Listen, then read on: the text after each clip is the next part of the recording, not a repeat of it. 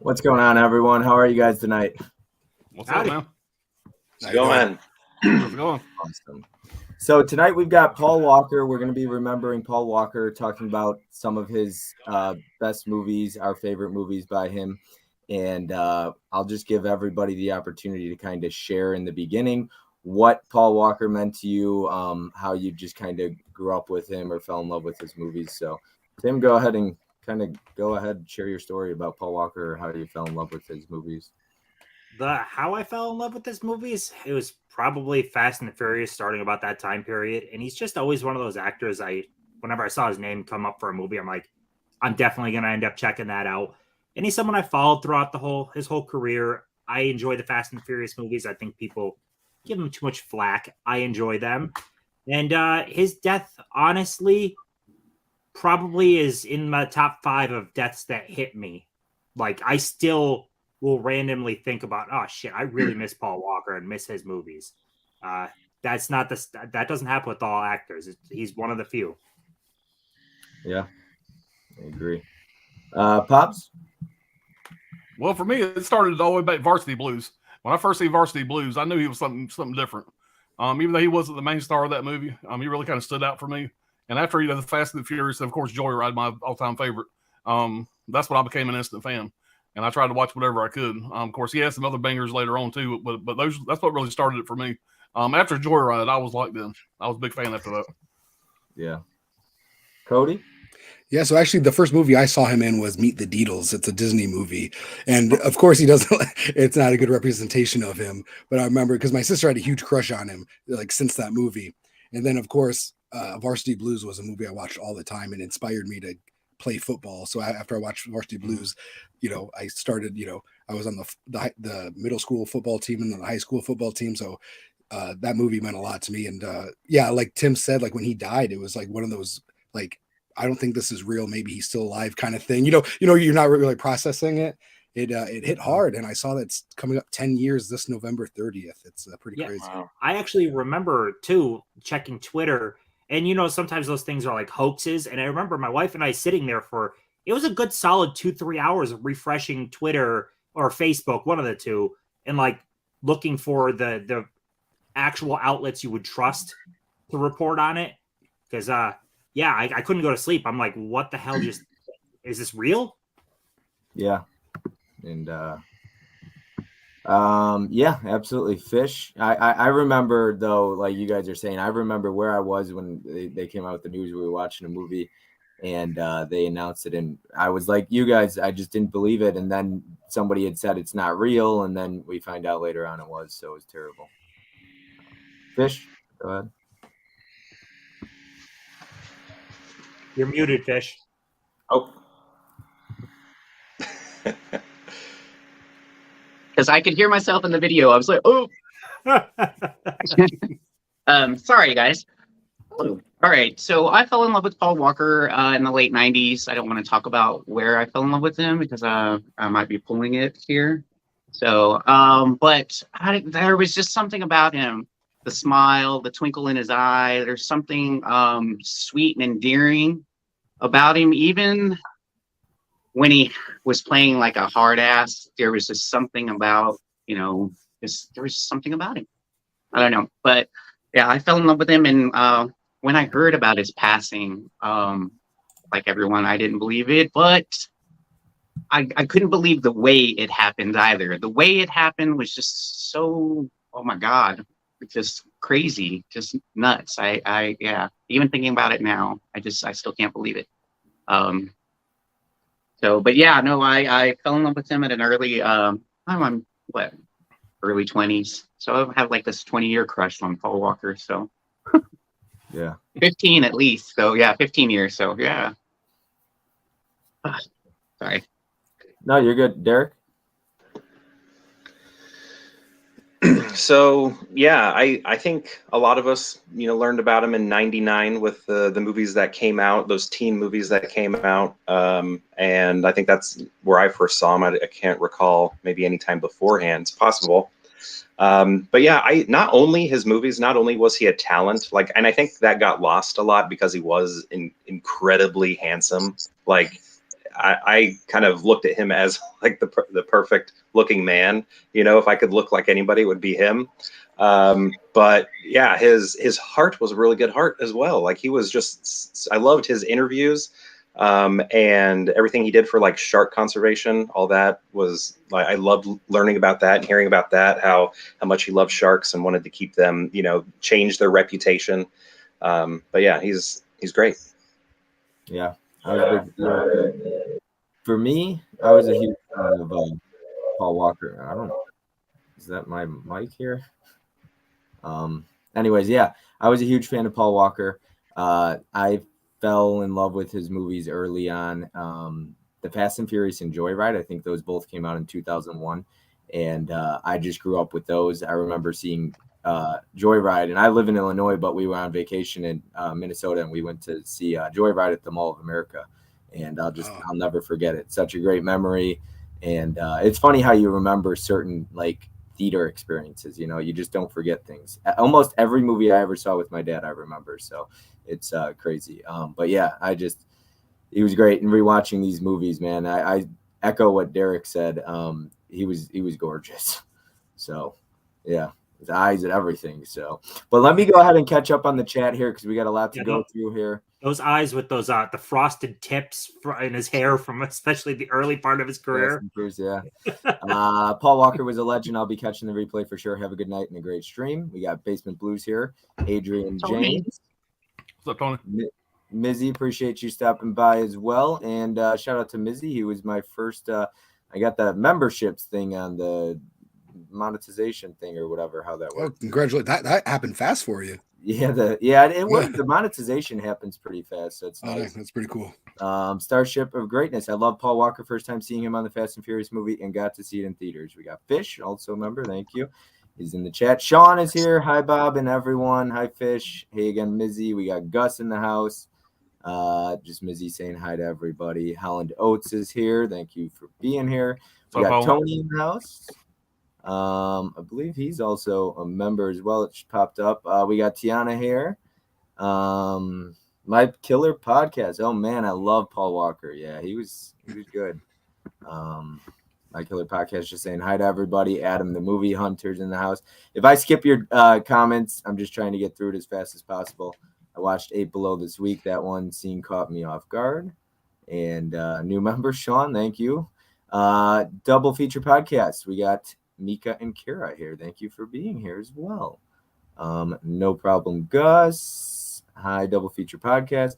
Gus just saying hi to everybody. Adam, does the hello back and forth in pre-chat remind anybody of the doctor scene in Spider-Man? There's a lot of that. In my first ever super chat. Thank you. I think this is a super chat, right, Tim? Man. Yeah. Yep. First ever. Thank you, Tiana. That's awesome. I appreciate it. So we just got everybody kind of saying hi to each other. There's that new member. Thank you, Tony. Just everybody saying hi back and forth. We got Magic Hands in the house. All right. Yeah, if I skipped anybody, I do apologize. We'll catch up with everybody in a bit. Joyride is a blast, Mizzy says. We got Ken in the house. So I think I got it as best as possible. And one more here before we get started. Johnny Storm says, I just watched Into the Blue. Thanks, Johnny, for being here. Very good friend of mine. I think it's his first ever live stream he's popped in, so that's awesome. Nice. All right. Tim, you want to get us started with number 5? What's your number 5? And I'll do a little trivia after each round as well, so to make it fun and different. I actually might be surprised if this is on anybody else's. But anyways, well before Paul Walker passed, I was a big fan of these movies. These are French movies, crazy with martial arts, cool story. And it was remade in America with Paul Walker. And the other guy opposite him is actually the lead from these movies. So there's still even a connection point. But I actually really dig this. Part of it could be because I already love these movies, but it's just a lot of fun. And this is actually his final full role, because the only thing that came out afterward is Furious 7, which is mostly him. But obviously, as we know, his brother filled in for him. So this is his last full role that he did. Came out in 2014. I enjoy it a lot. I'd be shocked if it's on anyone else's, but it's a good time. Yeah, I know he made Hours. I know he made Hours right around that same time too. Hours is 2013. This is the last thing he did fully. Yeah. Yeah. I remember seeing Brick Mansions in theaters. It was good. Yeah, and especially you watched it knowing he passed. You know, it was just like it wasn't that send off that Furious 7 had. This is its own thing, and it was like, oh, this is a bummer. Like it's a fun movie, but they still have that moment towards the end where they play like I forgot what song it was, but it was really sad, and you choke up just because you know that he's gone in real life. And they put that remembering him or for Paul Walker or something like that at the end, but yeah.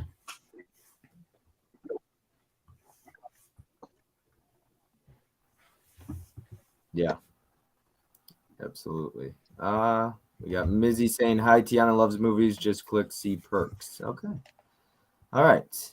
Oh, someone is going to have to teach me how to be a member. Okay. All right, Pops, what you got for number 5? All right, my number 5 is going to be Into the Blue. This is one, believe it or not, and there's actually quite a few. Well, I say quite a few, probably about 6 Paul Walker movies that I'd never seen before I got ready for the stream. I've been watching a lot of Paul Walker the last week. But Into the Blue is what I really enjoyed. It's not like it's the greatest movie, but it's a fun movie. And it's a real good movie to look at. There's a lot of pretty people in that movie. And I thought it was done really well. I love, I'm a big Jaws fan. I love any kind of underwater action movie kind of thing. I'm right there. So this was a really fun watch for me. I think I had seen it one time before, a long time ago, but it was almost like watching it for the first time. Jessica Alba, my God, she's something to look at. But it was a fun movie. You reunited him and with Scott Conn. I thought they were great together. Scott Conn was a little aggravating in the movie for me. There at the end, just a little too stupid. But other than that, that was about the weakest part of the movie. I thought was Scott Conn, the later half of the movie. He did so many dumb things at the end. It kind of took me out just a little bit. But other than that, I enjoyed it. I'm putting it at number 5. So I had a good time with it. Yeah. I really enjoy those treasure hunting-y type movies. Yeah. And we got a bunch of them right around that time. We had Into the Blue. We had that Matthew McConaughey one. Fool's Gold. Yeah, Fool's Gold. It's better than Fool's Gold, though. Sahara was also same ballpark time, and I enjoyed all of that. I like those type of movies. Yeah. We got Holland says Jessica Alba was the reason I watched Into the Blue. I think for quite a few people. Jessica Alba. Yep. Into the Blue was one of our first introductions to Into the Blue. Jessica Alba, hello. Jessica Alba and Dark Angel. Oh, I don't know if you guys watched Dark Angel. Heroic Waffles in the house. Focus, Paul Walker. I'm sorry, Jessica Alba loved going on too. Rich is trying to reel it in, he wants to talk more. I don't know how many times I'm going, dear Lord, as I'm watching that movie. It's like, good God, you're right. You're not wrong, Pops. I watched it for the first time last night too, and I was like, oh yeah, half naked, half the time in the water. Loved it. Yeah, I mean, on both sides. It was great. A lot of pretty people in that movie. That's for sure. Yes, there is. Everybody saying hi to Heroic Waffles. All right, Cody, what you got for your number 5? It's my number 5. Nice T-shirt, brother. I like that. Oh, thanks, buddy. So my number 5 is what I have the poster of back there, and it's going to be Running Scared. It could be easily higher on the list, but the other ones I just watched a little more. This is a movie that they wouldn't have the balls to make nowadays, and it was shot very differently, and it's just a good time. And watching the special features on here and listening to Paul Walker talk, he was having the time of his life, and you could tell he just loves what he was doing. And this is such a great movie. There was one scene in here that, like, even when I was rewatching it the other night, I was like it was very like bone chilling, and it has to. I call it the Papa Bear scene, but if you know, you know. Yeah. All right. That's a good one. It's a good one for sure. Yeah. Yeah. I will let Fish take it away with his number 5. Okay, so a lot of these were a first time watch for me. This one, I'm going for the role and not so much the movie overall. Because overall, it wasn't a great movie. I think Bob knows where I'm going with this. I sure do. It's the Pawn Shop Chronicles. Oh, I love that. Okay, somebody else knows. Okay, so his character in this, oh my God, so completely different than anything I've ever seen him in. It was so much fun. I don't know. I just had fun with it. I wasn't expecting too much from it. It starts at a pawn shop, and it says Chronicles, so it's got like a chapter 1, 2, and 3. And it always starts with pawn shop, and the story comes after. But Paul Walker's story in this, I just had fun with it. He plays a meth head. Just redneck country. It was just like I said, completely different than anything I've seen. It was just a lot of fun. So, Pawn Shop Chronicles. Like I said, it was more the role than the movie as a whole. Does he have a sizable role in that, or is it? Not really. He's probably got like a total of like 25 to 30 minutes of screen time. Okay. Yeah, I remember seeing seeing how huge the cast was, and I thought it might have just been cameo after cameo after cameo. So the most memorable part of the movie for me was the Matt Dillon Elijah Wood scene. That was Matt Dillon stuff. Yeah, that was wild. It felt, the movie felt messy to me, but I do like the Matt Dillon one. That's friggin' crazy. Yeah. The same director was Running Scared, by the way. Same guy directed both movies. Yep. All right, let me catch up on the chat here really quick. We got Mizzy saying Pawn Shop. Laugh Out Loud, Fish, nice pick. I've never seen that one. Gonna have to write it down. It's really good. Thumbs up. Ahoy. They're movie geeks. Sorry I'm late, baby brother. Appreciate you being here. The other Eric. And Starship of Greatness asked if anybody likes Vehicle 19. He enjoyed that one. Mm-hmm. I watched it yesterday. I don't think I watched that one. I did not get around to that one. I didn't care for the movie, but it wasn't him. He was good. He's good. Yeah, it's more so the everything else, the writing, directing type thing. But it felt pretty boring to me. It's not very exciting. Yeah. It was a pretty forgettable action movie, but I enjoyed it. It was all right. It was one of those throwaway action movies, but it was all right. Just everybody saying hi back and forth. All right, Derek, what is your number 5? Okay, let me see. Timeline. Can you see that? Okay, that works. All right, Timeline. This is a Michael Crichton story, and for some reason I slept on this movie when it was out in theaters. I can't remember if that was a conscious choice or if it just got past me, but I remember renting it and being blown away. Like in a you have a lot of fun sort of way, and it's an action movie. It's a time travel movie, so if you're into those, this is right up your alley. It's a lot of fun. And he's great in it. There's only like 3 or 4 I have now, and that's the one.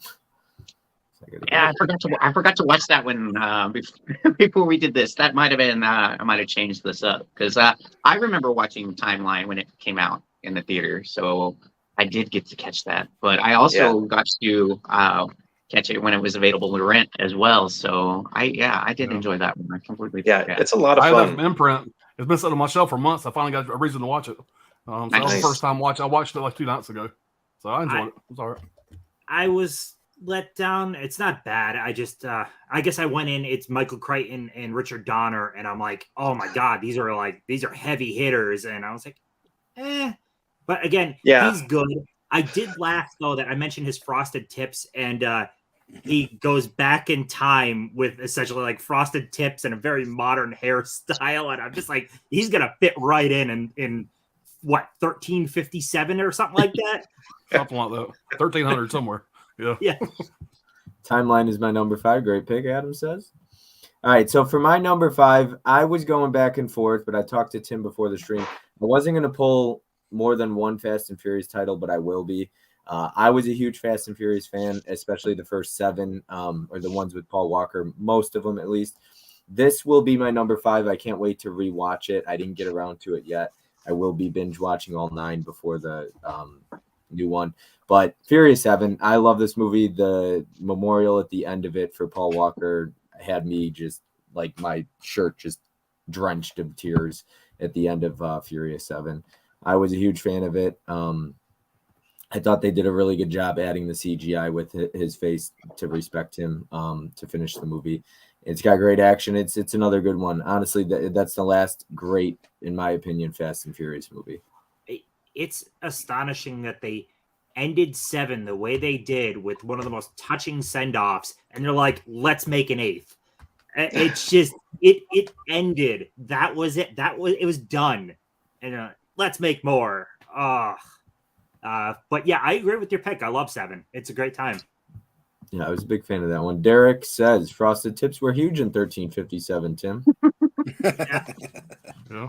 They're making a comeback. I also did anyone else notice, just timeline wise though, I guess I didn't know who Gerard Butler was that much back then. He's pretty scrawny in that movie. Like, I'm used to like built 300. Yeah, he's pretty scrawny in that movie. I was like, damn. Yeah, I think I watched it after 300, and it kind of took me a while to realize it was the same guy because of that. Like, I remember watching it and being like, wait a second, I know who that is. That's the 300 ripped guy. Yeah. Yeah. All right. So first trivia question of the night is going to be, what was Paul Walker's full name, middle name, and yeah, he had a, let's see if anybody knows this. No Google. Oh. Can I say? Yeah, you go ahead. Okay, it's Paul William Walker the Fourth. He's got it. Damn. Yep. Derek coming out with that. I had no idea. Yep, that's Paul William Walker the Fourth. That was his name. I knew it was a W, but I didn't know what it. Yeah. I just watched this documentary. I should have known that. I should have much I pay attention. They should have stopped at 7. Tiana loves movies, says, and Mizzy's right. Money talks. I mean, Yeah. 7 was a great send off. I've never seen the movie, but I've seen the ending many times. Yeah, it's like you mentioned though, Bob. Up to 7, it's Brian's story, and then 8 just turns it into Dom's story, and I don't like that. I will defend that. Like I say this all the time. Fast and Furious was Paul Walker's franchise. Everybody talks about Dom and family and this and that, and they make fun of the franchise. I didn't hear too many people hate on Fast and Furious until he passed away and they made 8.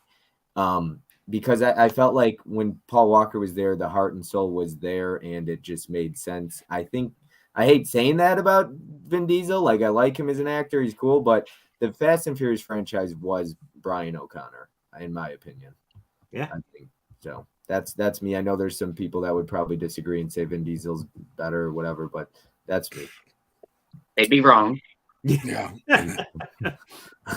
Mama Blu-ray's in the house. What a great panel. Hi, Bob and all. We got Basement Blues What's up, saying, Mama Blu-ray? I didn't care for Fast and Furious after Paul Walker was no longer part of it. Yep. Convicted Cinephile says Paul the Fourth Walker. Yeah.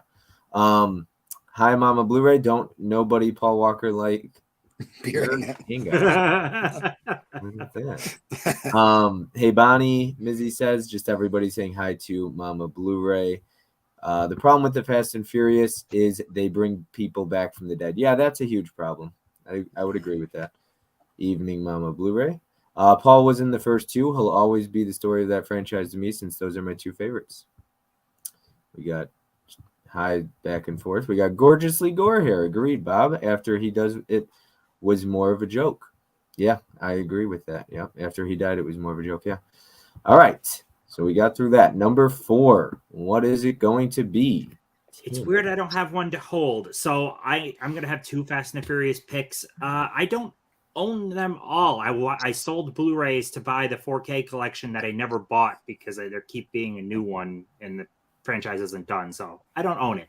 But Fast 5, I friggin' love Fast 5. And I feel like Fast 5 is the movie where it really ramped things up a lot, but like it's actually legitimately great. It's a great heist movie. The character Brian is great. I'm not even a fan of Vin, but he is awesome in that too. Everything about it just ramps everything up to 11. That whole car chase at the end is insane with the switching of the bank vaults, and I freaking love Fast 5, man. And I was actually really mad that I didn't have it in the collection to hold it because it's so good. But yeah, Fast 5. He's great in it. Everything about that movie, it's awesome. I love it. Yeah, Fast 5 is awesome. Fast 5 is awesome. You got a lot of. It has a great fight scene. Yeah. The Vin Diesel, The Rock fight scene. Fast 5 was the best one. I think The wrong person lost though. Yeah, Vin Diesel. Vin Diesel won the fight. Yeah. I think that is an incredible fight for sure. I think it's the best of the franchise. And 7 days to film that fight scene. Are you serious? Wow. Yeah. Everything about 5 though, like 4 has big action set pieces, especially like the running through the freaking mountain and stuff. But 5 really it ramped everything up to 11. It was when I saw that 3 times in theaters, and I almost never go more than I hardly even go twice. I saw that 3 times. I loved it. I had such a great time with that movie. Yeah. I have to give that a rewatch. I only really watched the first 2. I haven't seen 3. Watched 4. I kind of seen 5. I pretty much claim, but nothing after that. Yeah. The only what's crazy is out of the ones with Brian, the only one that I thought was on the weaker side. I actually like 2 also, but 6 is fine. 6 is the one with the giant runway that never ever ends, right? It's like a 10-mile runway. I lose track after 5, honestly. It's hard. They all become jumbled. They become jumbled. Yeah. For sure. And then 7 stands out for obvious reasons, but yeah. Yeah, The Rock would have kicked his ass. I love The Rock. I don't understand the hate for The Rock. I miss the Fast and Furious car stunts at Universal Studios. The worst thing with The Rock, though, and it's a problem with Vin is neither one wants to lose on screen. They're both very much so egotistical. They want to win, and that doesn't make for compelling. You know, a lot of people talk about the feud between Vin Diesel and The Rock. I think the bigger problem is Tyrese and The Rock can't stand each other. I think Vin Diesel and The Rock kind of came to terms with, like, accepted one another. But Tyrese, I mean, people always talk about Vin Diesel and The Rock, but it's Tyrese who like had a Twitter war with him at one point. Yeah, I think Tyrese just doesn't know when to shut the hell up, and he's just out of nowhere. He'll just say something when like beef will be solved, and then all of a sudden he just starts it all up again. Yeah, man, I could see that. I'm a way bigger Rock fan than I am Tyrese. So what I'm wondering though is honestly though, if the studio's paying the money though, you're choosing Tyrese or you're choosing The Rock. I'd boot Tyrese right out of the franchise. He is not that needed, and The Rock is a huge draw. Like if that was really the difference, I can't imagine Universal being like, let's keep Tyrese. Like I think they want The Rock back. I just don't think he wants to come back. I think no, because I know Vin Diesel. He tried to use Paul's death against him or whatever. He's like, hey, we need the whole family. Like he went publicly and said, hey, Rock, you need to do this for the fans and this and that. And it pissed The Rock off. He's like, I already had the conversation. Don't try to out me and try to blame this stuff on me and this and that. So yeah, I'm on The Rock side. I don't like Vin Diesel. I really don't. Yeah, I'm not a Vin guy at all.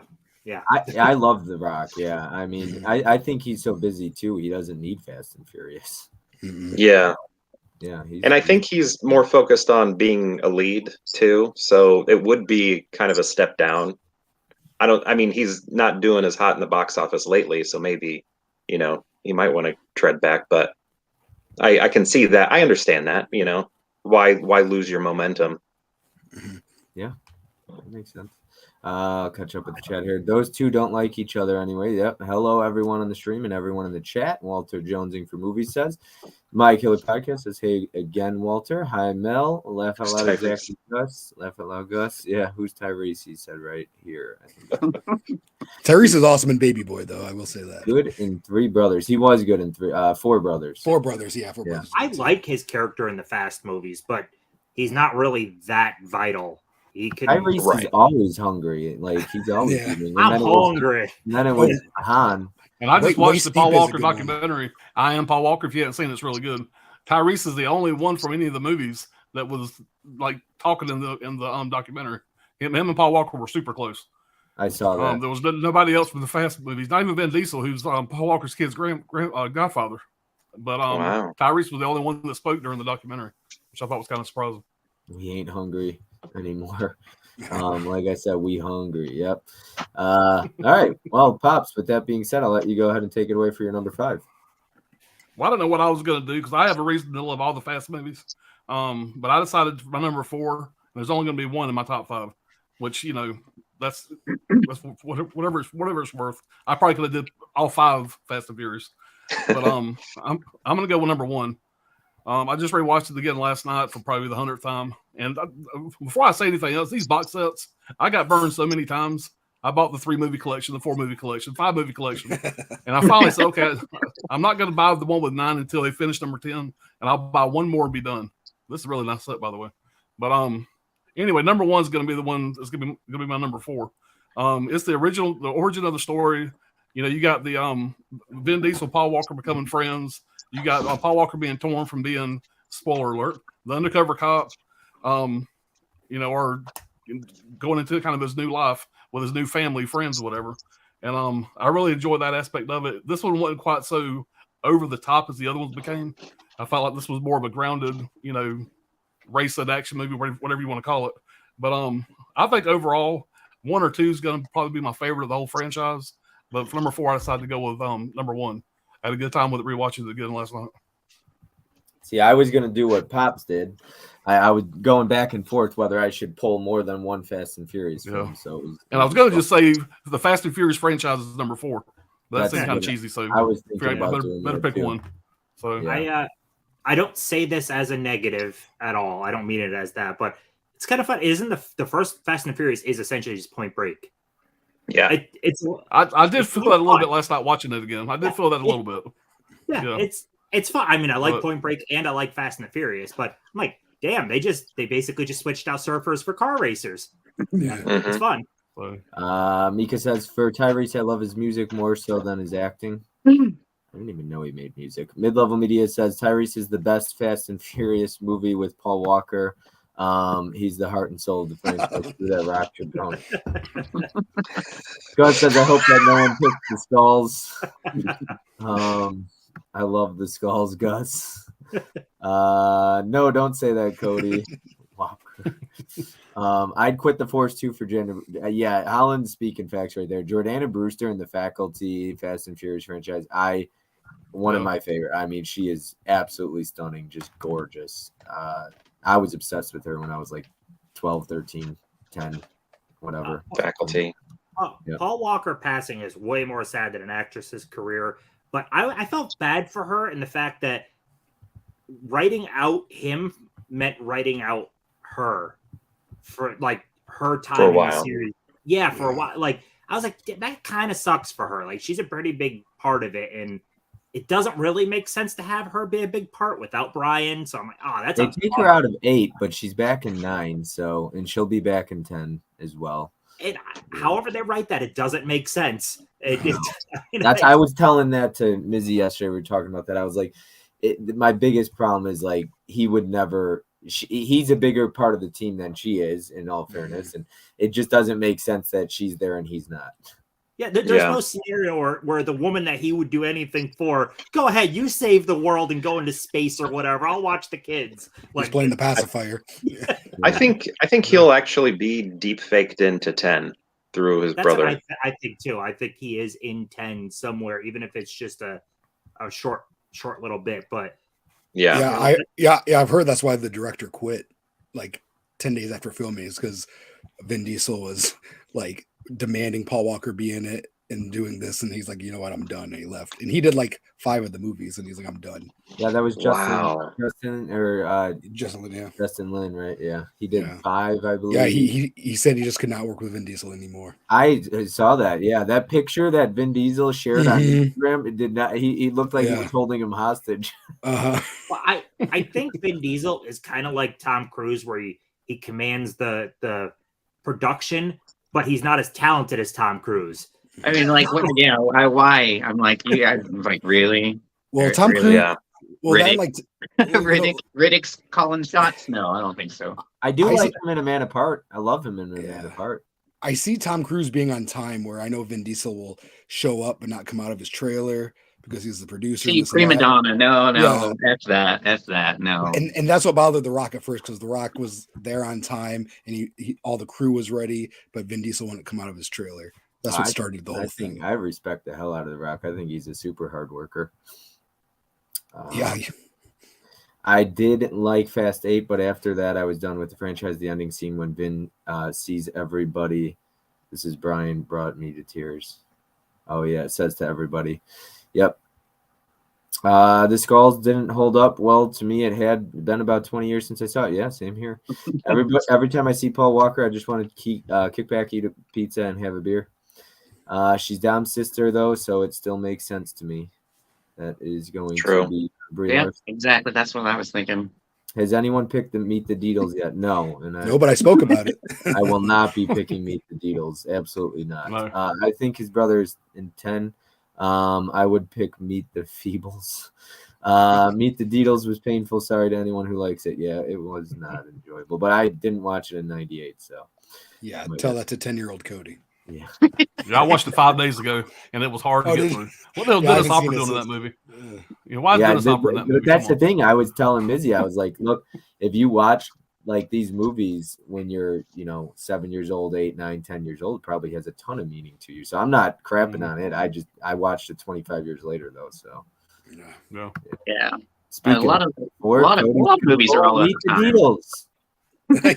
yeah. My number 4 is Meet the Needles guy. No, that's number 1. No, so number 4, I feel bad it's so low on my list, but it's a great movie. Then is Joyride with Lily Sobieski and Steve Zahn. Yep. Great movie. And like I was telling Pops before, I was telling everyone before, on this DVD, there's actually 4 alternate endings, and like they're pretty long alternate endings. One is 20 minutes long, so it's like a whole new ending. So if you guys have a chance, watch the special features. It's on the DVD. I'm not sure if it's on the Blu-ray or not. But this is a movie. It's super suspenseful. Everybody's holds up. about I to love check this their movie. Blu-ray. It is. Yeah, I I already am looked. now. It is. I just it looked. says There. alternate endings. It Alternate endings. says Yeah. alternate endings. Yeah, So. yeah. There's like Well, 5 alternate endings. And Yes. it's Spoiler alert! I guess we all have Joyride in our top 5 because I just pull it up. yeah, we're all checking our Blu-ray. Great So- movie. If it's in everybody's, well, I guess we don't know if it's in everybody's top 5, but I'm just curious. Has anybody noticed how high his jeans are? He's like his high waters. His jeans are so short in that movie. Anybody ever noticed that before? Or is that just me? I did notice. I've never I done did that. all I notice can I check probably this will out. now, I though. watch it every night I probably too. will every time I watch it now. He's You're sneaking right. some ankle. He is naked longer in the 29-minute alternate ending though, so I will let you know that he's running down the street naked in it. So How bing bong. how damn tense is that scene where they go into the gas station and has no idea who Rusty Nail is? He thinks that Yeah. random trucker is Rusty Nail. That Yeah. whole scene Oh, is yeah. The brilliant. nice guy. Oh yeah. Yeah. Tension. Yeah. Yeah, Cody Kane. Joyride was so good. We need a 4K. Yeah, I would love a 4K, but I think Fox or Yeah, it's like it's- 20th Century It's Fox. 20th Century Fox. Yeah. It's Fox. Yeah. Pure Hangout just subbed. Awesome. Yeah, Thank you. everybody's links are in the description down below, so make sure to subscribe to everybody. We got Helen Oates saying Derek mentioned the Jeans Gate to me, and I hadn't watched it since then to find out. Yeah, Jeans Gate. love think we actually Joyride. Rusty mentioned Nail's great. That voice, yeah, Ted Levine. Yeah, Yeah, that I was think we perfect actually casting for mentioned that. it backstage too. Oh, sorry. No, I'm sorry. Are you Go ahead. finished? I just cut you off. I'm sorry. Go Yeah. ahead. No time for Tim. You love it anyway. Tim, just take it away. You don't need to point full screen. I was just gonna say, since we were on Joyride right there, how well does it work not seeing Rusty Nail? That's awesome. The whole not seeing him, the whole movie, just knowing his voice is what makes that movie work. If we see Rusty Nail, that doesn't. It becomes. It's like Jaws, kind of, where we don't really see the shark for most of the movie. That's what makes it work. Not seeing Rusty Nail is what makes that movie work so damn well. Yeah. But yeah, you could take me off full screen. There is a scene before you cut us off and go to fish. There is a scene where they show Rusty Nail real quick when he's like showing Steve Zahn, Lily Sobieski sitting in the chair with the shotgun to her face, and I hate that they used that actor's voice that was playing like the real him and not the voice actor, because the voice actor and the guy who playing Rusty Nail weren't the same person. They look nothing alike. No, because the person who's playing the voice is Buffalo Bill, right? And you can Bill. totally Ted tell Levine. when they show him. He's like, "Watch, look at him." It's like, why'd they not use his just dub over his voice with Yeah. Rusty Nails? But then Rusty Nail was a very large man. It's a great movie. I love it. Yeah. Now you guys are all talking about jeans, and Fish was staring at his ass. Always. I'm an ass man. All right. Well, my number 4 is another first-time watch that I just watched a couple nights ago, and I really enjoyed this one. Running Scared. You guys talked about this already. A couple of you guys. So, yes, by the same director of Pawn Shop Chronicle. But yeah, I really enjoyed this one. This one also had like a few different storylines that came together. It went some really weird places too. I wasn't expecting, like Vera Farmiga's character and the kids and the couple. I was not expecting that. I was not expecting that story to go that way. But yeah, I really enjoyed Running Scared. Great. Cameron Bright was fantastic in this. The little boy who was on the run. Really liked him. But Paul Walker, fantastic. Really liked this. Really intense. So yeah, a lot different than any of the other stuff that I'd seen in as well. So I really enjoyed Running Scared. I agree. Intense is a good word. And I do want to say my DVD, I haven't opened this DVD in years, but it came with a cool comic book. It's like a comic book of the movie. It's really cool. Oh, that's why I like hang on to my DVDs, because sometimes they have cool menus that they just don't do anymore. They have these really cool things. I remember that because when I was collecting the DVDs, was popular. So yeah. Final Destination 3. Yeah, and speaking of DVDs, I mean, not to get off topic, but Final Destination 3, you get to pick how the movie plays out, which is a really cool thing, and I've never seen that happen on the Blu-ray before. So yeah, they definitely don't make menus and stuff like that anymore. What's up? Yeah. House on Haunted Hill did that on Blu-ray to choose how the movie unfolds. Yeah, that's a cool way to do things. Let's see here. We got 20th Century Fox 4K, no bueno. Yeah, I agree with that, unfortunately. I would love a Joyride 4K too. Who would have thought that a Disney movie would have Paul Walker butt naked? I don't trust what Disney says, so sorry, not sorry. Yeah, I agree with that, unfortunately. I tried to look up images from Joyride to check his jeans, but I swear they scrubbed it from the internet Jeansgate. Jeansgate. Rusty Nail is a great villain. Joyride is one we rewatch often. I couldn't agree more. Absolutely. And it holds up every time. It does. I'll get to it later, and so will Pops and probably more or less. The way that is one of the few movies, in my opinion, that you could rewatch and it still has intensity. Like you still feel the tenseness to it. And that's rare for a movie you've seen before like that, in my opinion. You don't get that. watching a movie like Joyride, like Lily Sobieski, I keep pointing at Steve Zahn, but I had like a huge crush on her at the time, and I was like, man, she kind of just disappeared. But do you guys remember a movie she was in called Glass House? Glass House. Glass House. I was just about to say Glass House. Yeah. I used to Glass love House is that. good. That also needs a Blu-ray. That's only got Yeah, a DVD. I haven't seen that in years. I saw it in theaters and probably when it came out on DVD or whatnot. But did anybody notice how gorgeous her friend Charlotte was in the car that took off? And Steve Zahn's like, "Oh, she's just gonna go so fast." Yeah. I don't remember. She was like 30 seconds in the movie. I right? know, but I noticed these things. Come on, Yeah. I got eyes. I'm watching. She's in the end too. She's tied up. Yeah, Yeah. she's tied up. That's when Yeah, Bob kidnapped. likes her. I would like to Lily- tie her up, Cody. You're right. Oh, geez, all right. Let's go. Lily stopped acting and she's a painter now. She's an Oh, is that what artist. she does? Okay. Yeah, great work. I really love her paintings. I remember she used to remind me of Helen Hunt back in the day. Okay. Yes. Yeah, I can see that. Dad, she just like you guys said, kind of disappeared. But I did like the Glass House. Pretty cool movie. Mhm.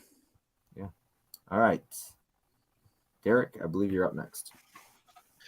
Okay, so my number 4, already been said, but the original Fast and the Furious. I remember seeing this with my buddies. I think it was opening night, and I remember everybody in the parking lot after the movie revving their engines. It was so much fun. I have a lot of great memories. We were in like a giant GMC truck revving ours. Everybody else had, cars like you saw in the movie, but yeah, it was so much fun. And it is, Tim, I was going to mention that it is basically a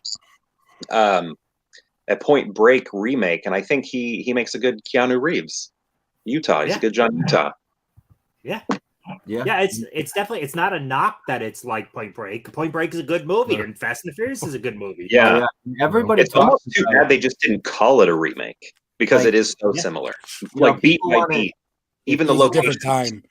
If Yeah. people want to crap on the Fast and Furious franchise, I mean, the first one had a huge impact on society because people were arrested immediately after that weekend for street racing. There were so many people. Oh, yeah. who were arrested, so it had a huge impact, whether good or bad.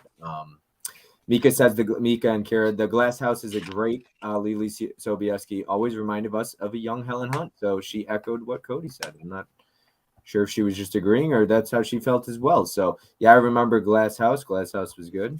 Yeah. All right. So for my number 4, and I mean, yeah, it's a tough one. But I remember loving this movie. There's a little story behind it, but I got running scared for my number 4 as well.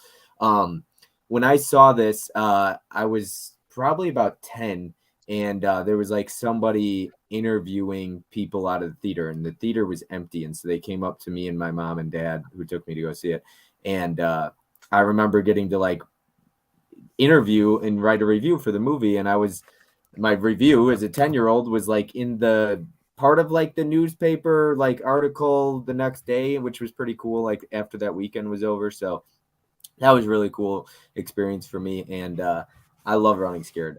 That's cool. It still holds up. I remember probably liking it. I thought this was going to be my number 1, and then rewatching it, I was like, okay, still excellent film, but it's not my number 1. And I thought it would be, to be honest with you, but I still love everything about it. I think Fish has mentioned it. Kind of gets a little bit crazy with the subplots a little bit, but still works for me. I love Vera Farmiga. Is that how you pronounce it? Big fan of her. I think Paul Walker is great in this one, and there's some seriously bloody action in this movie, and that hockey scene at the end just reminds me of like, Oh my god, Enemy I of the completely State, forgot about that. Yeah. Enemy of the State, and so many others where there's just a huge shootout at the end. I freaking love Running Scared. I'm so embarrassed that I haven't seen it. I You gotta haven't seen get it? on that. Yeah, you got to watch that one for sure. Oh yeah, check it out. Yeah, it cost him like $100,000 to shoot that scene. All right, let's see if super fan Derek over there knows this question. What high school did Paul Walker graduate from? I should know this as well. I feel like it's Hollywood High or like Yeah, it's got to be. Beverly Hills 90210. That sounds like a Yeah, movie. Hollywood High. Woodbury High. It was What's wrong? Village Christian High School. Oh, In California, I believe. Yeah. So, all right. A little fun trivia there. We got Gus saying, I forgot about Glass House. Running Scared definitely needs an upgrade. The Yeah, who studios owns the forgot rights about to Glass Glass House, too. House? I mean, this became a Lily Sobieski stream, but I would love for Glass House to get a Blu-ray. Seriously, I'd love to rewatch that. So, yeah, Running Scared needs. I would agree. I'll take a 4K. All right, Tim, number 3, right? Take it away. Yeah, that's basically echoing a lot of what's been said on Joyride. This is a fantastic thriller. Paul Walker is great. I always love Steve Zahn. He was great. The characters make some very poor decisions, but Cody pointed out that they're young, they're college age, so, or at least he's college age. I don't remember. Steve Zahn is what, mid-20s, something like Fresh that. out of prison, though. Or fresh out of prison, right? So still making bad decisions. Bad decisions aside, it's a really, really good movie. Really tense. Like I mentioned about that scene at the gas station, even when the guy comes and knocks on the window and they're like, oh shit, this is the end. And the guy just had the credit card. It's so well done. Everything about it, other than them being idiots, it's so good. So. Yeah. Excellent choice. Gus was wrong. He said Stud Muffin High. Not quite, but nice try. We got Jim Powers in the house saying Paul Walker's best movie is Tammy and the T-Rex. No argument.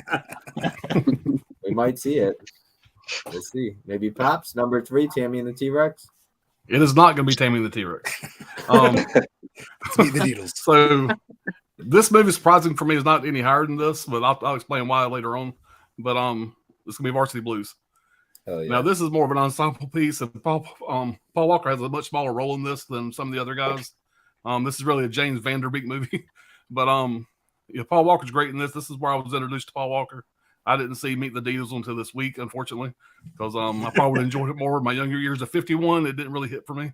But anyway, this movie here is absolutely fantastic. We're a football family. I got 4 kids, which most of y'all know that. But 2 of my sons play football. I play football, and they play football through middle school and high school, stuff like that. And so we're a big football family. And I'm wearing a Atlanta Falcons hat. So this movie here is very rewatchable for me. And something else cool about this movie is Paul Walker's character. He's got a full ride to Florida State University. Well, that's in my hometown. That's where I live. Right, I live 5 miles from Florida State. So what's funny to me is his girlfriend is like devastated because she's not going to be able to get out of that small Texas town to come to Florida State with Paul Walker. There ain't shit to do here. My town has got nothing exciting. It's just it's the capital of Florida. But other than that, there's nothing to do here unless you're a college kid. So her like being devastated that she wasn't going to get out of a town in Texas to come to where I live. It's like, look here, lady, there's nothing to do here either. I thought that was kind of funny. But the movie's great. It's got a great cast. A lot of quotable shit in it. It's just fun. Every time I watch it, I think I like it a little more. I love Billy Bob in this. Of course, he passed away a few years back. Whatever. I think it was like liver failure, stuff like that. He had lost a shitload of weight. If you've seen the movie, you've seen Billy Bob. Make sure you go out there and Google him before he passed away. He lost like almost 300 pounds before he passed away. He got sick. But it's a great movie. I mean, the entire cast does a great job. It's a little campy at times, but other than that, like I said, I got a lot of nostalgia for this movie. I watched it again this week for about the probably 50th time, and it still holds up. I mean, it's just a good time. Great football movie, great sports movie. It's awesome. I agree. And now, I think Varsity Blues is pretty widely liked. But that's why I always tell people, like, Pops just echoed a ton of like why it's sentimental to him and nostalgic and stuff like that. That's why I get pissed when people judge somebody based on what they like or don't like, because you don't know why somebody likes a movie. You got 2 kids who grew up high school football, that stuff. So like that movie's got a ton of sentimental value to you. So, oh yeah, it's on. And I like that movie too. Varsity Blues is fun. Good one. All right. And being a football player, they do a real good job of showing some of the dirtier sides of the game. Especially, I mean, the town I'm in, we got 4 or 5 high schools. But a town like that with just one high school, I could only imagine how political that can be. And some of the dirtier sides, like shooting up when you're injured, stuff like that. That shit really goes on. And they did a pretty good job of touching on that without it becoming too deep. But it was just a great movie, I thought. So with that being your number 3, it still means you have time to pull She's All That. I can picture you pulling that. Now that was another first movie that I watched in the last week, and I kind of dug it. I got an interesting point about that in a minute, but that's legitimately like top tier teen flick. Oh yeah. It doesn't. watching these '90s movies, it makes me So realize. here's just my how- question about She's All That. This is what I had after watching that. You got Freddie Prinze Jr. as the lead cast in that. Okay. After this movie, Paul Walker goes on and gets the Fast franchise. Freddie Prinze Jr. goes off and gets fucking Scooby Doo. If that would have been reversed, would we be having a Freddie Prinze Jr. stream right now instead of a Paul Walker stream? I mean, you know what I mean? I mean, Paul Walker was second fiddle in that movie, and it's just it's kind of funny to me. I mean, if Paul Walker wouldn't have got Fast and the Furious, would he have been as big of a star as he was? I mean, that movie made Paul Walker. Obviously, he has some great movies, but look at Freddie Prinze Jr. They kind of went from there and went from Scooby Doo to Fast and the Furious. And you see how they went. I thought that was kind of just something popped in my head while I was watching. No, I get that. I think for me, I've said I don't think Freddie Prinze Jr. is a very good actor. I don't either, but I mean, yeah, but I like it was him, like I said, something I thought about. And I wanted to mention it at least. I like him, and I know what you did last summer. And but like even watching him now, he had that Netflix movie. He just doesn't seem like he's top tier or anything like that. I mean, he landed Sarah Michelle Gellar, so he's my hero. So whatever. And he was treated like crap on the set of I Know You Did Last Summer. Yeah, the director did not want him at all. Yeah, they didn't want him at all. The director almost killed him. It was really bad. He did not have a good time on that doing that movie. For what? For I Know You Did Last Summer. Oh, yeah, he was abused by the director. Oh, okay. Oh. Mm-hmm. Yeah. All right, Cody, what would be your number 3? So with all that said,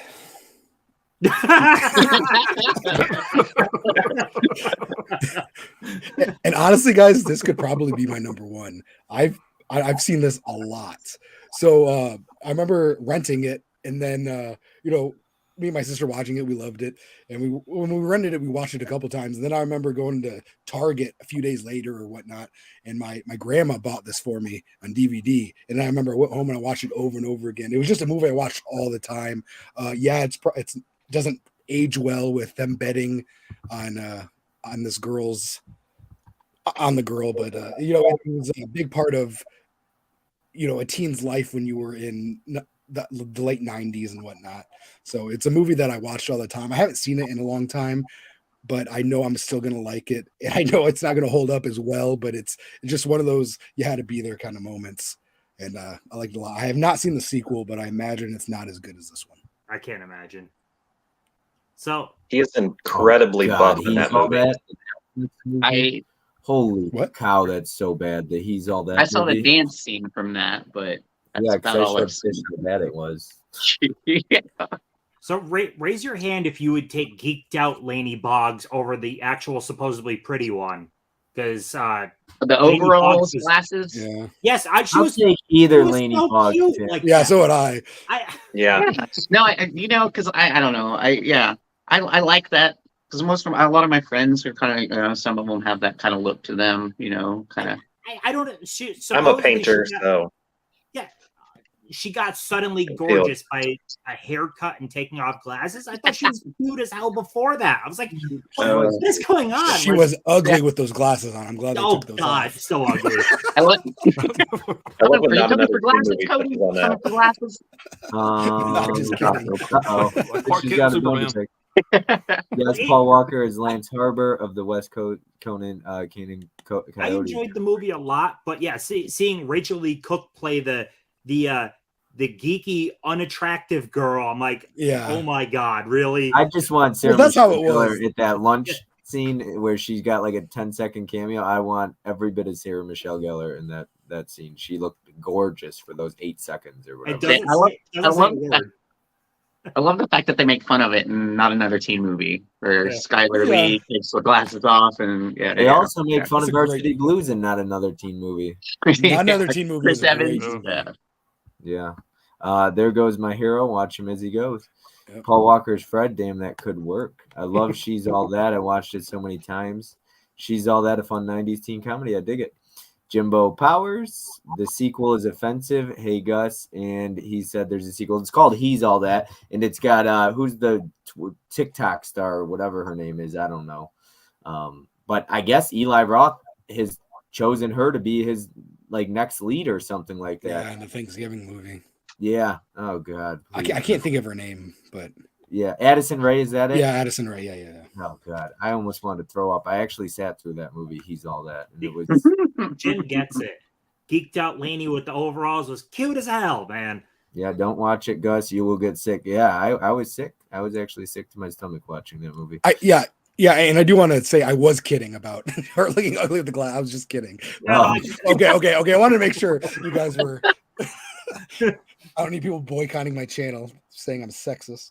Nice. I don't know if I'm just saying this as a person with glasses and my wife has glasses, but legitimately, there's a lot of times I think people look more attractive with the glasses, not counting me. Sure. No, Yeah, it's like a fetish. I'm so old. I got some of these damn things.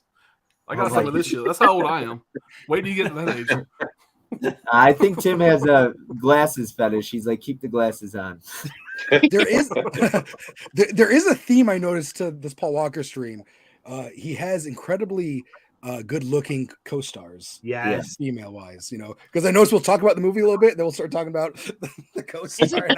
Now, I know this isn't on topic, but the actress, the like Bully, the mean one, her counterpart, Jodie Lynn O'Keefe. Jodie Lynn O'Keefe. She's in a movie that I love called Whatever It Takes, which I bet Cody's a huge fan of. Yes, She's in H2O as well. Yes. Yep. Yeah. But yeah, Whatever It Takes is a movie I watch all the time with Shane But West. Cody, I want a spoiler here. Is She's All That going to make your top 25 community stream for Tim? I don't think it did. I think I put Can't Hardly Wait instead of it.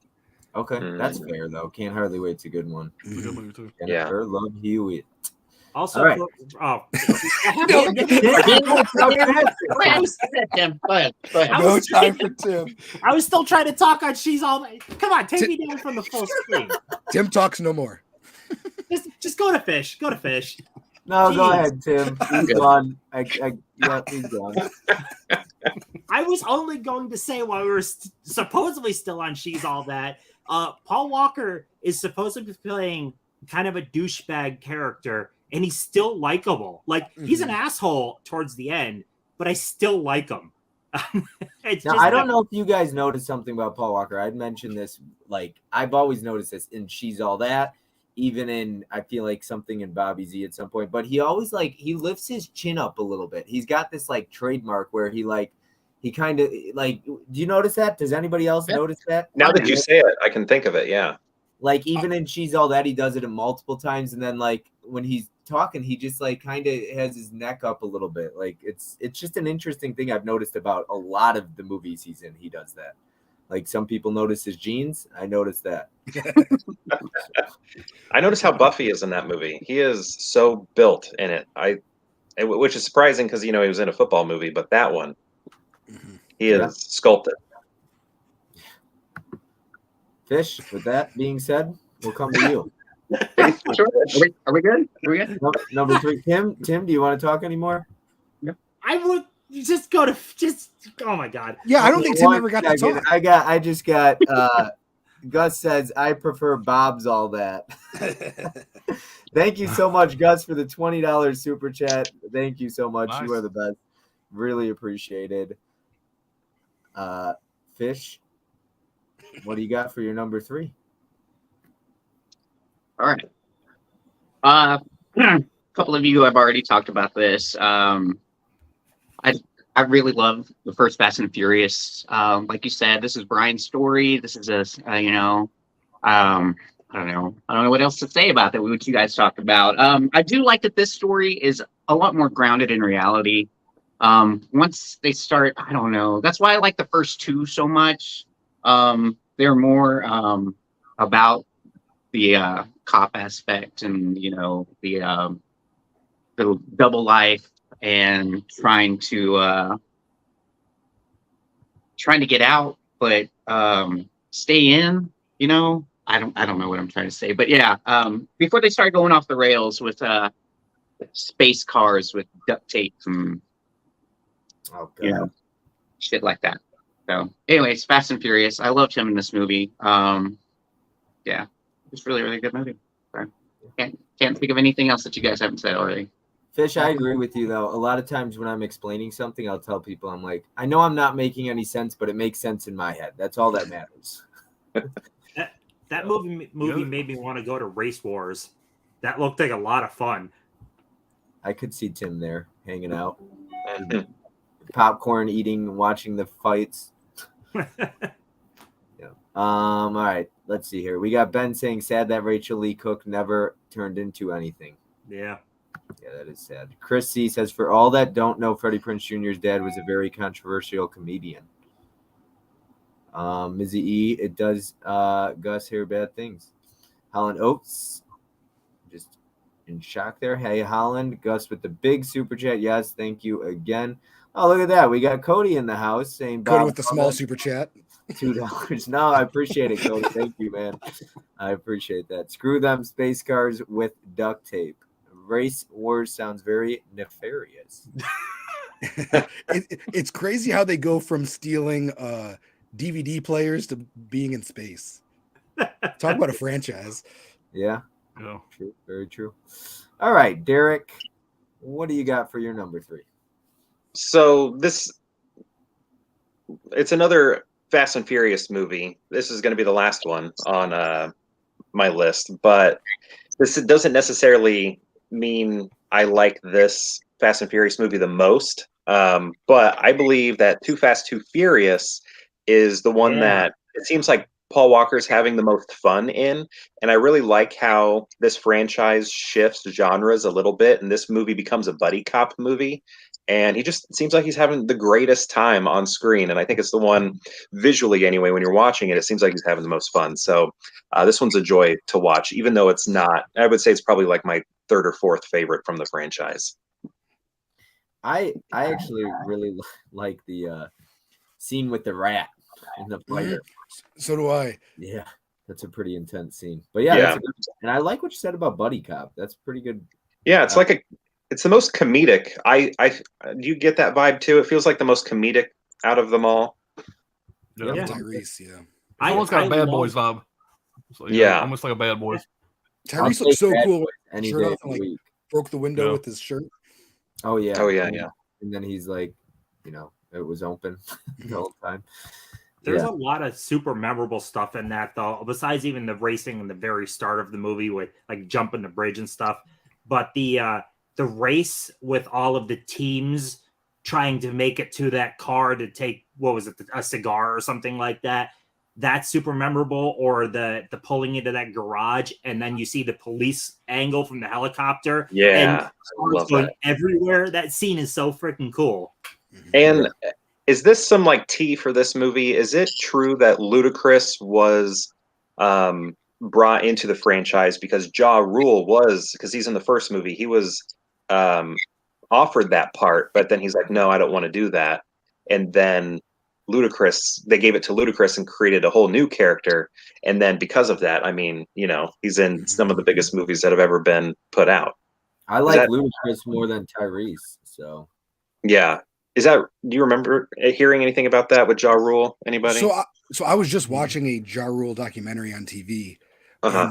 and I know he was going through some legal issues, like Oh, some okay. laundering. So I don't know if that's the reason why I didn't do it, but I feel like I know the reason, but I can't remember what it was. And Okay. It might have been that. Didn't I Ja Rule do that Fire Fest? Yeah. Yeah, Yes. that was what a disaster. I like Ja Rule and Half Past Dead. So I might Steven be. Seagal. I might. I like be- his rapping voice. Yeah. Sounds like Cookie Monster. All right. Every thug needs a lady. My number 3 will be what's already been mentioned. I got the Fast and the Furious, the original. I like how they had to put the original on there. I love the original Fast and Furious. I just recently rewatched it. I think it's still a lot of fun. I think that I love the cast. You get Jordana Brewster. They all look so young in it too, as well. And I just love the original. It holds nostalgic value too. I remember seeing it in theaters. My mom and dad took me to go see it. And it's so much fun. It really does. It holds up really well in my opinion. It's just a blast. But as far as like being the best, I don't know if I think it's the best, but I definitely think it's up there. I think it's just especially nostalgic too. So Mm-hmm. that one a ton. All right, let's see. I got some more chats we'll catch up with. Screw them space cars with duct tapes. We got Bob buy the Core 4K. I guess I'm gonna have to, Gus. Too Fast is the best. Ken loved the Core. LOL. Thankfully, Too Fast, Too Furious brought my movie-going spirits up after the disaster that was The Core. Almost made me stop watching movies altogether, both 2000. I saw The Core on a date. That was so bad. Yikes. I like it. I saw it in theaters and couldn't remember anything about it now or who was in it. I've only seen Armageddon, and everybody compares Deep Impact to Armageddon or Core to Armageddon. It's Deep Impact. Yeah. Yeah. Yeah, But, yeah, don't I compare know- the core to Armageddon. Yeah. No, I love Armageddon the most. So somebody, it was Tim who said The Core is better than Armageddon. How dare you? I like Timson? it more. Oh, Oh my. I'm gonna I have know. to. I've mentioned He's gonna punch you in the face next Dude, year. that's one of the greatest movies ever made. I don't like Armageddon, but that's not Oh. what the stream is about. So Yeah. Well, it's turning into We're that fixing to now. make it about that. No. Yeah. Oh. All right. you should have seen. You guys should have seen in that top 25 90s stream chat. It was me against everybody else, and that just like I like the core. I'm sorry, I'm the person that likes the core, and I'm not gonna apologize. Actually, fuck it. I like what I like. Fuck You should. y'all. But Oh, whatever. geez. I'll have to rewatch it. It's Yeah, dumb as same. hell. It is so insanely stupid, but I'm entertained. And at the end of the day, the Mhm. point of a movie is to entertain me. I agree too. Yeah, as long as I'm not bored. I mean, certain movies I'm not going in there to be like entertained, but a movie like The Core, I'm definitely watching to be entertained. Yeah, it's insanely stupid. They go to the center of the earth to put nukes in it to start it up again. It's dumb. I'm not delusional and think it's smart, but it entertains me. Somebody in the chat's gonna yell at me to get this screen back onto Paul Walker, so we gotta get the. I'm just waiting for it. Gus is gonna come after us. All right, where was Paul Walker born? Hawaii? No, that was That was Fresno, a funny California. town in California. It was some Yeah, funny he named was- town in California, I think. Glendale, can't remember- California. Glendale. Okay. Yeah. All right. Let's catch up on the chat here. They're talking Armageddon, so maybe they're not too upset. All right. All right. Glad Too Fast cleansed your plate, Ken.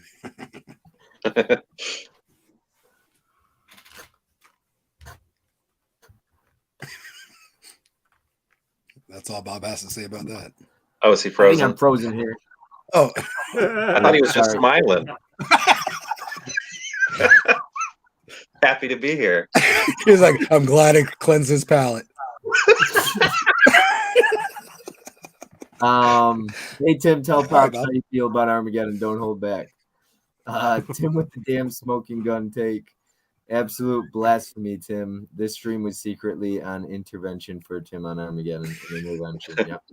Pops mean mugging Tim hardcore right now. You don't mess with Armageddon, son. Yeah, I got so much I want to say, but I'm, I could get back with fuck you too. Fuck y'all for. I like what I like. Take it off full screen. I'll get started. Don't get me started.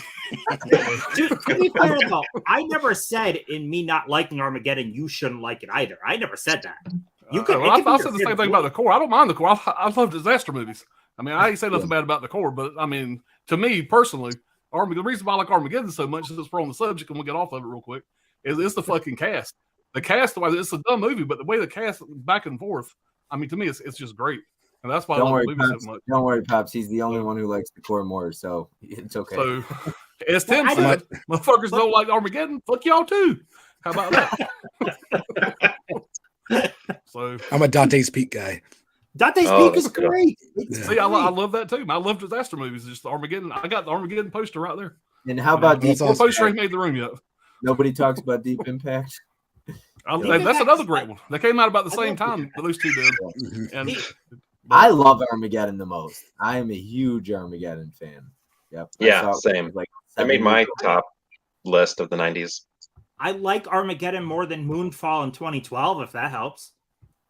Oh, yeah. Well, that movie was terrible. Moonfall, yeah. But What the hell's that's something. Moonfall? It's not a Is good- that in the terrible. 90s? No, it Great came out Yeah. still book, last terrible year. Like movie. last year, Yeah. 2 years Wait, ago. it came out when? Last year. Last Moonfall, year? Yeah. It The was terrible, theaters? man. It was so Yeah. bad. Yeah, I don't know how I Roland missed Emmerich. that. And got a great Lion- steelbook. Got a beautiful Did steelbook. Lionsgate put the steelbook out? Oh, Yeah, oh, with it's Holly terrible, Berry, man. right? Holly Yeah, Berry's Halle in it. Berry is in it. He got a great cast, but it's not good. That's the same dude who did Independence Day, right? Yeah. Okay. Roland I Emmerich. know what you're talking about. And Okay. the day Day after After Tomorrow. Yeah.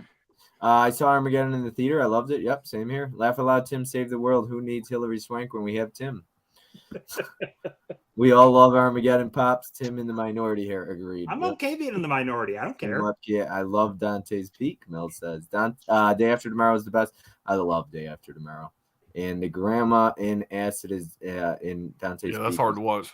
Oh, yeah. You will Everything. never see me go with the consensus if I don't believe it. I don't give a fuck if my view doesn't align with everyone else.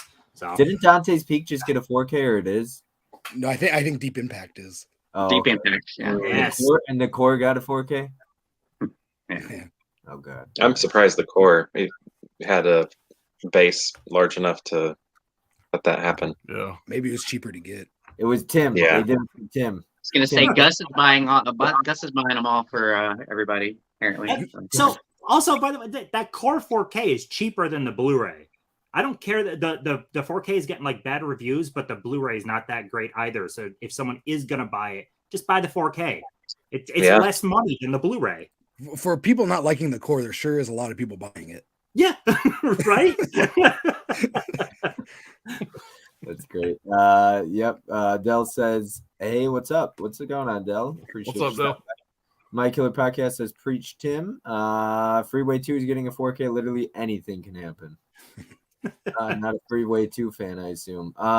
Day After Tomorrow needs 4K more than those. I would take a Day After Tomorrow 4K. There's special features in the Blu-ray though. Ken, if you hate the movie, what the fuck do you care about special features for? And he's coming after Ken, and he's not even in the stream now. He's after everybody, Pops. It's okay. Yeah. Uh, I think I we're can on hang. to As long as you want to hang, I can hang. Let's talk about it. I know Tim. Pops will go. He'll battle. Yeah. All right, Tim. What you got for your number 2? This, we've already said everything.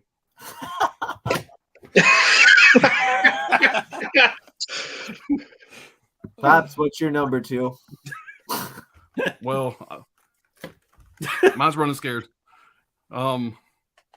If the best part of the movie, I'll be quick. Everybody's already talked about this, but the best part of the movie is the hockey rink sink. I put those hockey pucks to his fucking head up there with the leg breaks of misery. It's one of those you got to look away almost. It's hardcore. It's pretty unrealistic, especially by the third hockey puck to the head. He ain't walking away from that. But it was the way they turned the lights down. You know, you got the black light stuff going on. It's such a cool shot scene. The movie's great, and then you get to the end of the movie and it just wears you out. Is it a happy ending? Is it a sad ending? Is it a happy ending? It goes back and forth. You don't know how the damn thing's going to end. But I think it's done well. I love the way it's shot. It's a real dark ass movie. I think that when Paul Walker, close to the end of this movie, is really in his real tense scenes, is some of the best acting he's ever done, in my opinion. I think he did a great job with it. You know, you get that weird kind of cutaway scene with the crazy couple that kidnaps the kid. That was creepy as hell. That was kind of thrown in there. You know, you got what's her name? The actress that plays Lorraine from The Conjuring. You know, she did a great job of this, and she's hot as hell in this, by the way, much younger. But You got gravy on her taters, right, Pops? You got some gravy on her damn taters. You're right. But man, it's a good movie, man. It's one of my favorite Paul Walker movies, and I'm sure everybody that watches my channel knows my number one's going to be. If it wasn't for that one, this would definitely be at number 1. I just watched this again last night. I did have to go out and buy the Blu-ray because I wanted to show it on the stream. I did not have the Blu-ray. I had it on my Vudu. I got this super cheap off Amazon. But fun movie. I think it's one of Paul Walker's better performances. So big fan. Yeah. Very, very dark movie. Very dark movie. I got to see that. Tim, Would you call it horror? in your number 2? No, it's more of like a gangster action. I don't think it's really horror, even though it is real dark. It's just a real dark kind of a gangster type movie, I guess. I love the pool of blood in that scene. Oh man, that scene, man, it looks so great, man. Looks so great. Yeah. I would love to see that scene on 4K. I would love to see that movie get a 4K. I think that would be worth it. That is the So, colors and check everything it on out. the scene. Incredible. Oh yeah, definitely. Yeah. Yeah, Derek, definitely check that out. I watched it for the first time the other night. I really enjoyed it too. Yeah.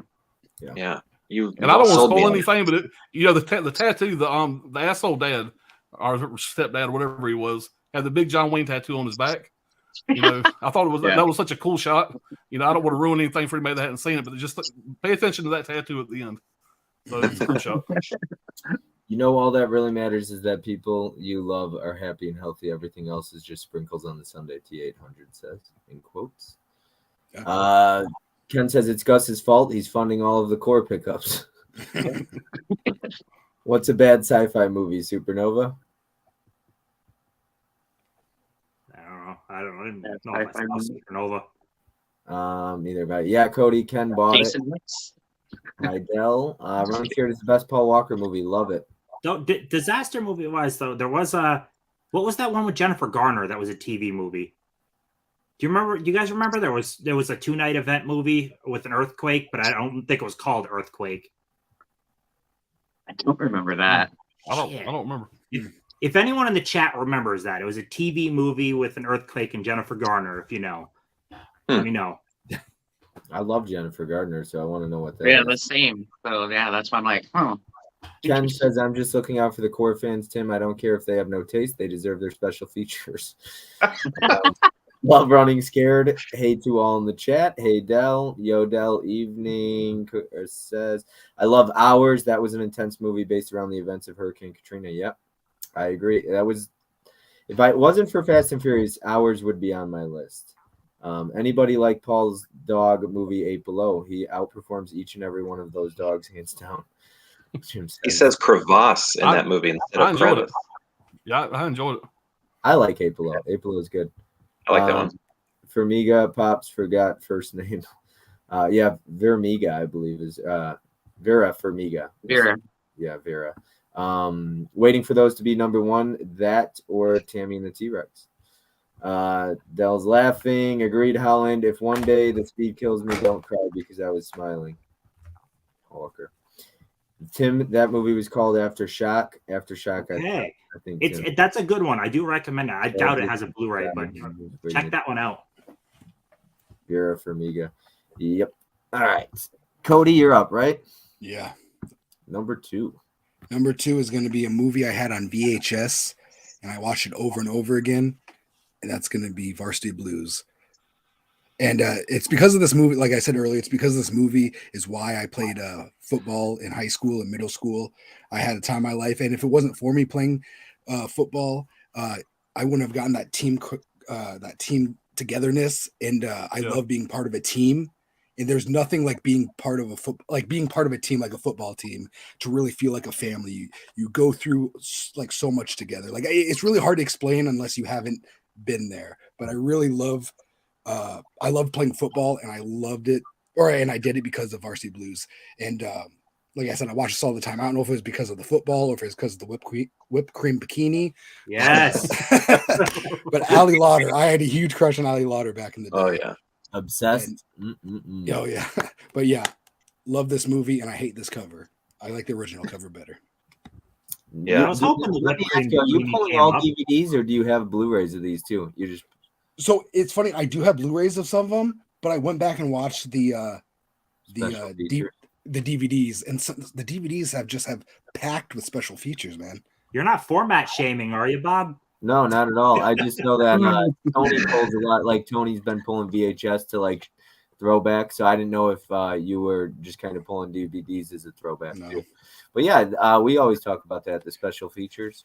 Yeah, and you can't think or you can't hear the Foo Fighters, There Goes My Hero, without thinking of this song. Like it always wants me. I whenever I hear that song, I just want to play football in slow motion.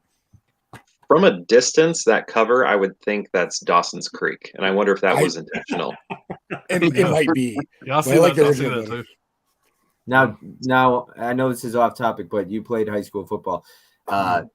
Big fan of Friday Night Lights? Actually, not really. Oh, wow. The movie or the show? Both. I only saw the movie. I saw it once. I thought it was okay, and then I never watched it again. And I never watched the show. I'm kind of with him. I like Friday Night Lights. It's a good movie, but I don't go back to that one hardly at all. And I go back to Varsity Blues all the time. I love this. Yeah, I was like, this is my preferred football movie. Friday This and Night Remember Lights, the yeah. Titans. Friday Night Lights is my favorite show of all time. And That's a it's great funny, show. yeah. And before game day, we would have to get together and we'd always watch a movie, and it was always Varsity Blues, the program, or Remember the Titans. Oh, the program's so good. Where's my Blu-ray? It was never. We never watched Friday Night Lights. Yeah, the program's so we good. always watched Rocky. We watched the Rocky movie before. Did games. you? Dang. Back in high That's school, awesome. Oh, that's nice. Tammy and the T-Rex is super fun. Mel says it is fun. It's a lot of fun. We've never seen that, Mel. Get on it, Mika and Kira. I think you guys would enjoy it. There goes my hero. Yep. Oh, so fun. Definitely check it out, Mika. T-800 Timeline is a movie that usually gets crapped on, but I always love that movie. It's based on Crichton's novel. Paul is in there. Yep. And Derek pulled that earlier. I think number 5. Ollie Lauder still has her foot fastball, guys. She looks amazing. Yeah, she does look great. Cody, did you ever see a teacher at a strip club? It was a dream of mine. I was like, oh man, I want to see my math teacher at the strip I club. would love to see a math teacher. And playing right? Van Halen Hot for Teacher, what a cool song that was. Yeah, Cody, my math teacher was gorgeous, so I would have loved to see her at a strip club. Yeah. Adam the Movie Hunter says, I love whipped cream scenes. Mika and Chris, the DVDs and VHS often have better features. I don't love the one in Not Another Teen Movie though. Call it a banana split. He turns around, has a banana in his ass. I miss old Chris Evans. That's Oh yeah, Chris Evans. The program is wonderful. The program needs a Blu-ray now. Yeah, the Yes, program's really good. The program is Great so movie. good. Hell yeah, remember Brian's song too. one of my favorite football movies. Necessary Roughness is a great football movie as well. Yep. And what's the FB movie? All the right with- moves. All the right Oh, moves.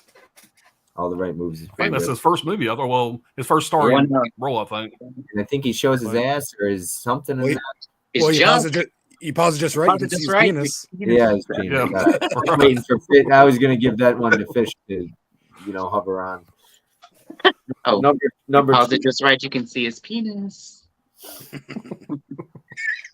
But yeah, Tom Cruise, Leah Thompson. I haven't seen it yet though. You can see What's that? you can see Tom's. You can see if Fish has broken it down. You know the trailer reactions. Well, Fish does a Tom Cruise penis Just penis in general. breakdown where he finds. Kevin Bacon, Wild Things. Mm. Bruce Willis, Color of Night. Ben Tom Affleck, Cruises. Gone Girl. Gone Girl. I still need to watch Gone Girl. You can see Ben Affleck's in that one. Nice. Fish has a list of his favorite penises in his movies. Oh my god!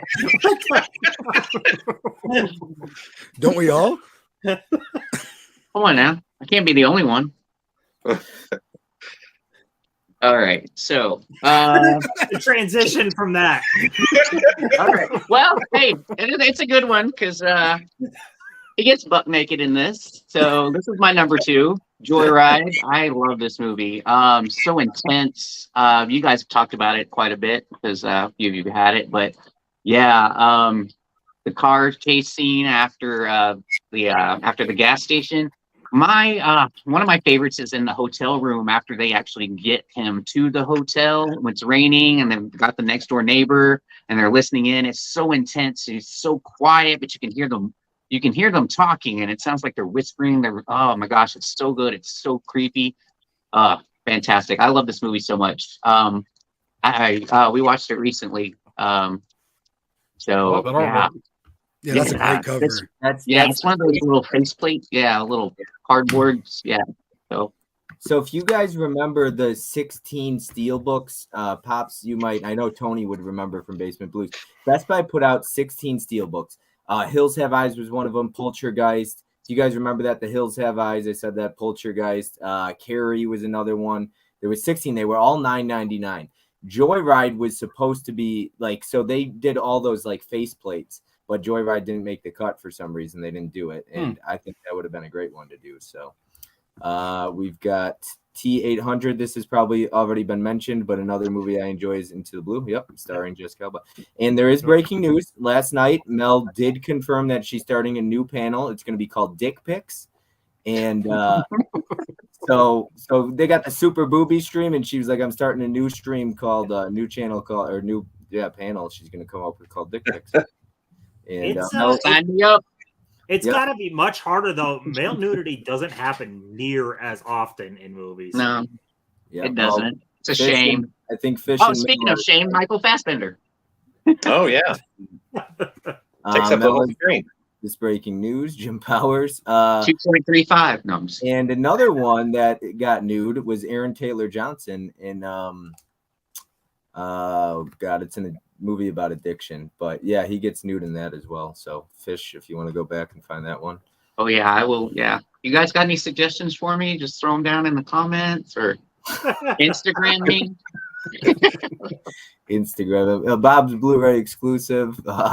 Damn, this chat got saucy. Bob, real scary rogue type sauce. Bob confirmed to be on the panel. Thanks, Mel. Aaron Taylor Johnson's. Yep. Taylor Johnson. Yeah. Aaron Taylor Johnson's Johnson. Yep. Yes, he did, Mel. I heard it. Yeah, they are much harder than boobies, Tim. I wish I knew the title. For some reason, it's blanking because I really like the title. But Fish, I'll give it to you afterwards because it's a good movie too. Really good movie where he shows his Johnson. But let's go ahead and let Derek go on with his number 2. Number 2, Varsity Blues. Look at this perfect American right here. I love the way he was written. He's the star quarterback in the movie, and he's. I feel like in a lot of movies we would learn that he's like secretly a dick to everybody, but he's not. He's kind, he's generous, and he's that way throughout the entire movie. He doesn't get replaced because he doesn't know anything about teamwork or anything like that. He is a genuinely great guy, and I don't know. I really like him in this. I think he's great. And I saw this one in the theater with my buddy, and I don't know. I still have the movie ticket somewhere in this room somewhere, but yeah, I think he's great in this. Awesome. And Fish, Dell's got a recommendation. Any given Yeah, I Sunday? saw that. Football and Any given football. That was Varsity Blues, by the way. Did I say that? Yes. Yes. Varsity Blues. Yeah, the Paul Walker number 7. Yep. Yes, Jim. And Million Little Pieces. It's actually a good movie. Yes, thank you. It's Million Little Pieces. Okay. His wife directed it. It's honestly a really. Oh, I think wasn't that the first movie? The one they met on? Or No. No. Oh, okay. That was different. Yeah. But yeah, I love A Million Little Pieces. That movie hits close to home for me. So You see his bits and pieces. yeah, you get a shower scene where somebody tries to perform oral sex on him, and he's like, "Nope, not interested." But is that based off a book? It is. It is based off a book, and people don't like the guy that it's based off of, I guess, because he fabricates his story. But it's about addiction. But yeah, I don't know how true his story is, but I really like the movie, so I take all that aside. But my number 2 also shows his ass. Yes, Fish. Joyride. I love this movie. After rewatching it, it's been a very long time since I've rewatched it. It hits close to home because it's nostalgic to me. I saw it at Mall of America.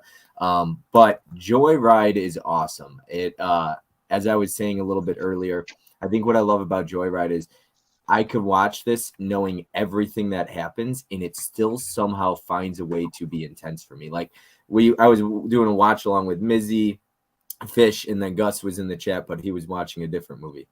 And so Fish, we were talking about it though, the scene in the hotel, how scared Paul Walker looks. Oh yeah, fear. It's Perfect. complete fear. Yep. And this camera zooms in, and all we do is get the frame on the wall, and then you just hear a thud in the gasp.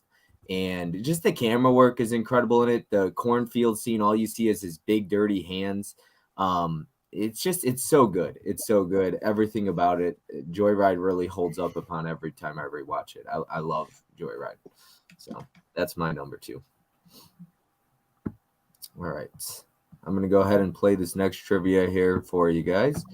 What car did Paul Walker drive in the 2009 Fast and Furious? So that's the 4th one. Charger? A Charger. No. Skyline. Cody's got it. He drove the electric blue Nissan Skyline. It was the GTR 34, I believe, is what it was. I think Skyline is his favorite car. Yeah. Yeah, and that's why they in the F9 was it or Fast Saga, whatever it's called. That's the one they're like the blue. It pulls up in the driveway, right? His car, the Skyline. Oh, Yeah, so that's why everybody was like, "Is he gonna?" Or was that at the end of Fate? No, it was in Fast 9. That's why everybody was like, "He's got to be in it, right?" Because his car pulls up in the driveway. But it might be a sister who's played by Brie Larson. Who knows? I'm assuming. Oh. But nobody likes Brie Larson. I like Brie Larson. She doesn't bother me. I have no issues with her, but it seems like everybody hates her. All right. Gus, that was Hush Hush. I read that one, found out later none of it was true. Yeah, see. Yeah, I remember the author went on Oprah back in the day and she chewed him out for lying.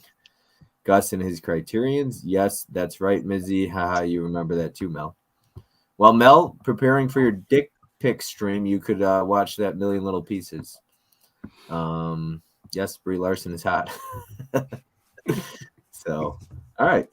Tim, what's your number one? I'm guessing this isn't on anybody's because I doubt it's in anyone else's number one. But I loved Eight Below. I'm an animal person. Got 4 dogs in the house. I love dogs. This movie is heartbreaking, but also shows the determination of Paul Walker's character. For anyone that didn't see this, they're in Alaska doing their research stuff from a jig that they do, but he's the person in charge of caring for the dogs, and they have to leave the dogs behind. So the entire movie is him trying to get back to the dogs, but it keeps splicing and going. Him at home trying to figure out how to get back, and then the dogs just kind of surviving in the freaking Antarctic. It's wild. There's a lot of just movie with just dogs. There's whole chunks of this movie that have no humans, but I kind of love it. It's such a good movie, and Paul Walker is great in it. Best person in the movie. Though Moon Bloodgood is gorgeous. She's really good in it. And you got Jason Biggs. I love this one though. Is that his girlfriend in it? The one that he kisses at the end? Yeah. Yeah. I do like Eight Below. I just rewatched that. Honestly, I didn't see it for the first time.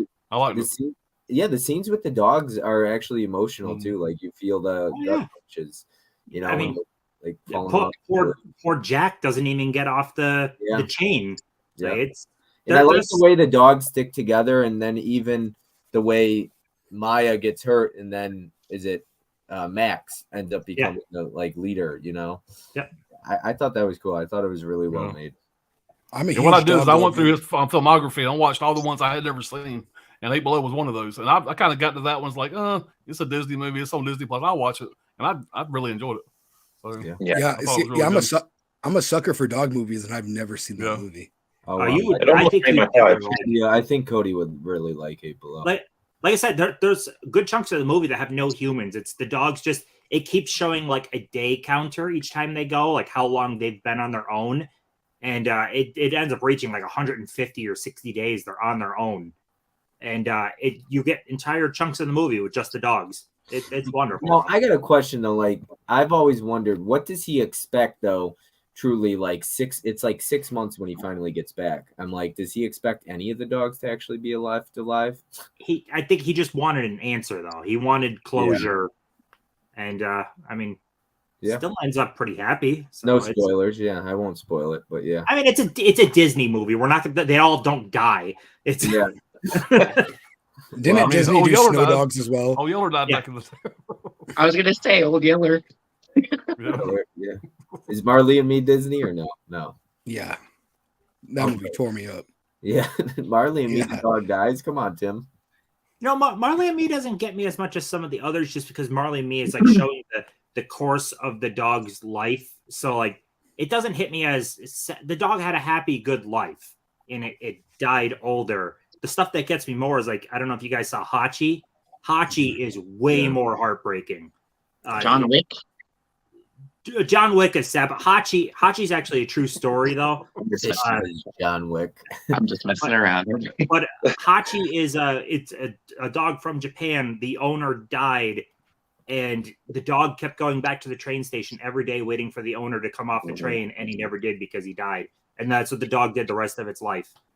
You know, that's Hachi's got the actress from Disturbia in that, Sarah Romer. And Isn't she from Sex Ed? Oh yeah, I'm not sure.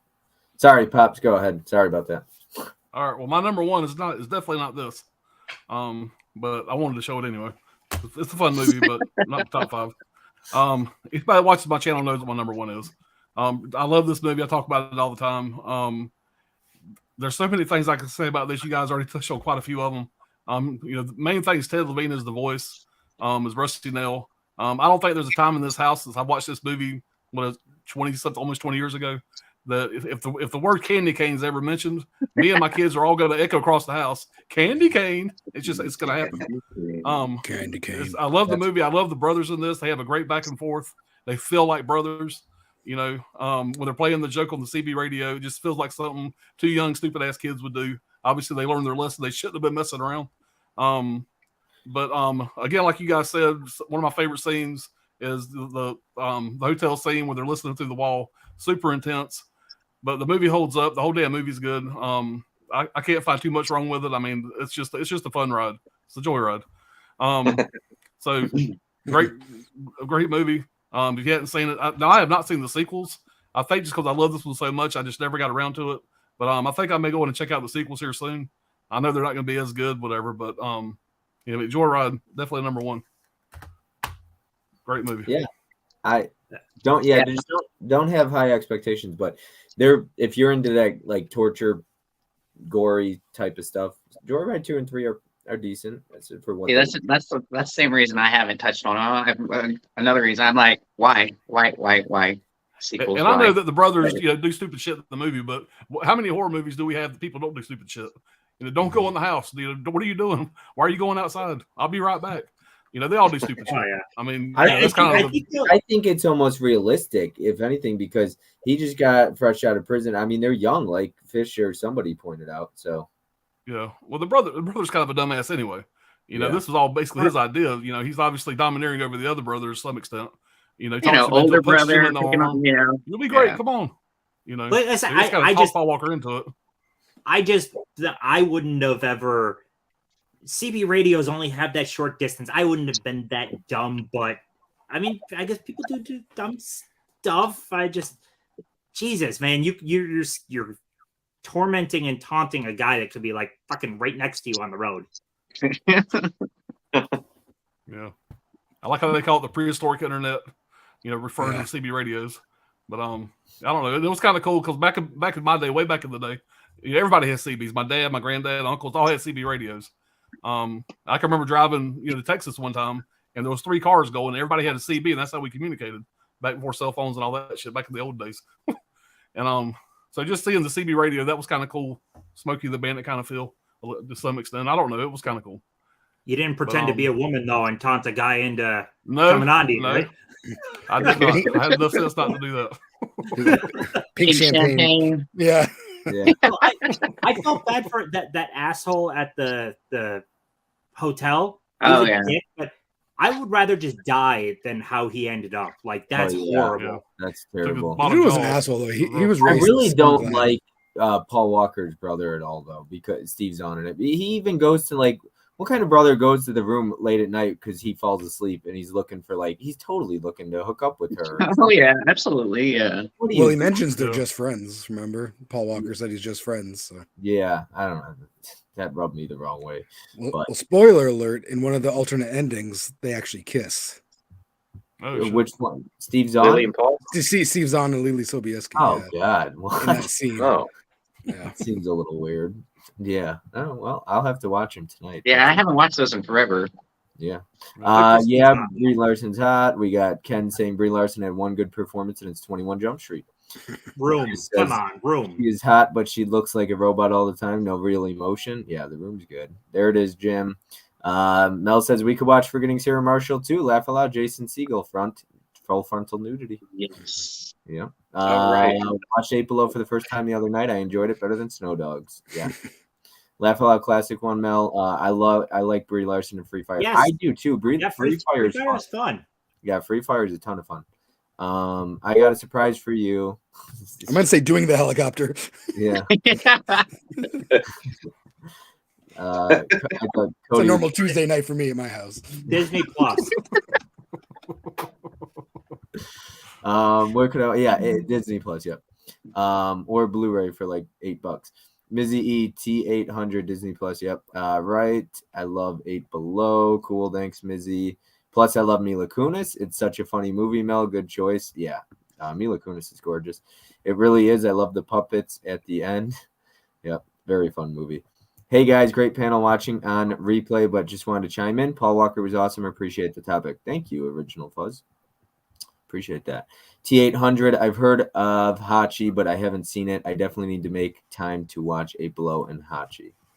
Yeah. Hachi's heartbreaking, though. Yeah. You got to be prepared. Candy cane. Is that by the way, I love that Killer Clown shirt. That was a great cheesy B movie. Tim would throw out that stupid CV radio out the window, scream, "Don't care." Nope. Richard says, "Don't do that, Tim." Yeah, don't do that, Tim. Richard says underrated Paul Walker movies: Life of Bobby Z and Running Scared and The Lazarus Project. I haven't seen Lazarus Project, but did you guys like Bobby Z? Yeah, I enjoyed Bobby Z, and Lazarus Project was good. I watched it this week as well. It's another one I hadn't seen until just now. I enjoyed it. Not a top 5. But pretty solid movie. I like. I had some issues with Bobby Z, but I mean overall I enjoyed it. Yeah. Yeah, I was a fan. Room is overrated. And what's her name says I joined in late. Did you guys go over the one with the creepy parents? They scared me. LOL. Yeah. Yep, that's Running Scared. Yep. Ken, you're killing me. And laugh out loud. Sorry, Del. I agree with Del. Sorry, Ken. Oh, Room is great. That I loved that movie. What? Yeah, Ken's got hot takes. I feel like sometimes he just does it to ruffle feathers. Yeah, I think that's what he does. I think Room's good. Cody, did you like Room? I never saw it. Oh, okay. But I think it looks good though. Anticlimactic. I never saw it. I'm too busy watching Don't Tell Mom the Babysitter's Dead on repeat. So I don't have time. Hey, that's okay. Live in the theater. Hell yeah. Yeah, right on that. Yeah, I'm on top of that, Rose. Right on top of that, Rose. Watching the grunting run. Is it my turn? Yeah, you're number 1. Oh, okay. I thought all right. You got my opinion on the Room. I need to see this full Scream shirt though, because I keep looking at that. It's. Oh yeah. Oh, that's nice. Scream 2. Nice. awesome. And then on the back, Very nice. See the back. Oh, long sleeve. Nice. You guys are really making Cody work for this right now. Yeah, and if you want, you could do the helicopter.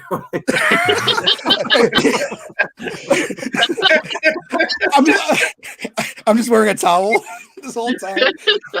I got a surprise for you. It's like, Mel, are you watching?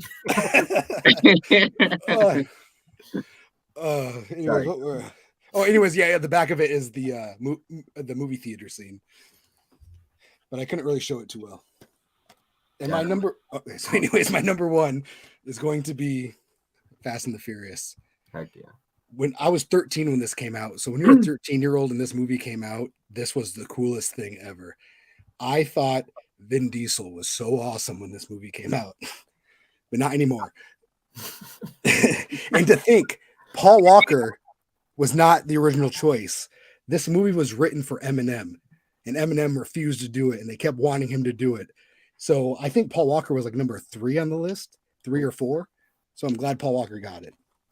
But this is a movie I was at that age where I was able to go to see movies on my own.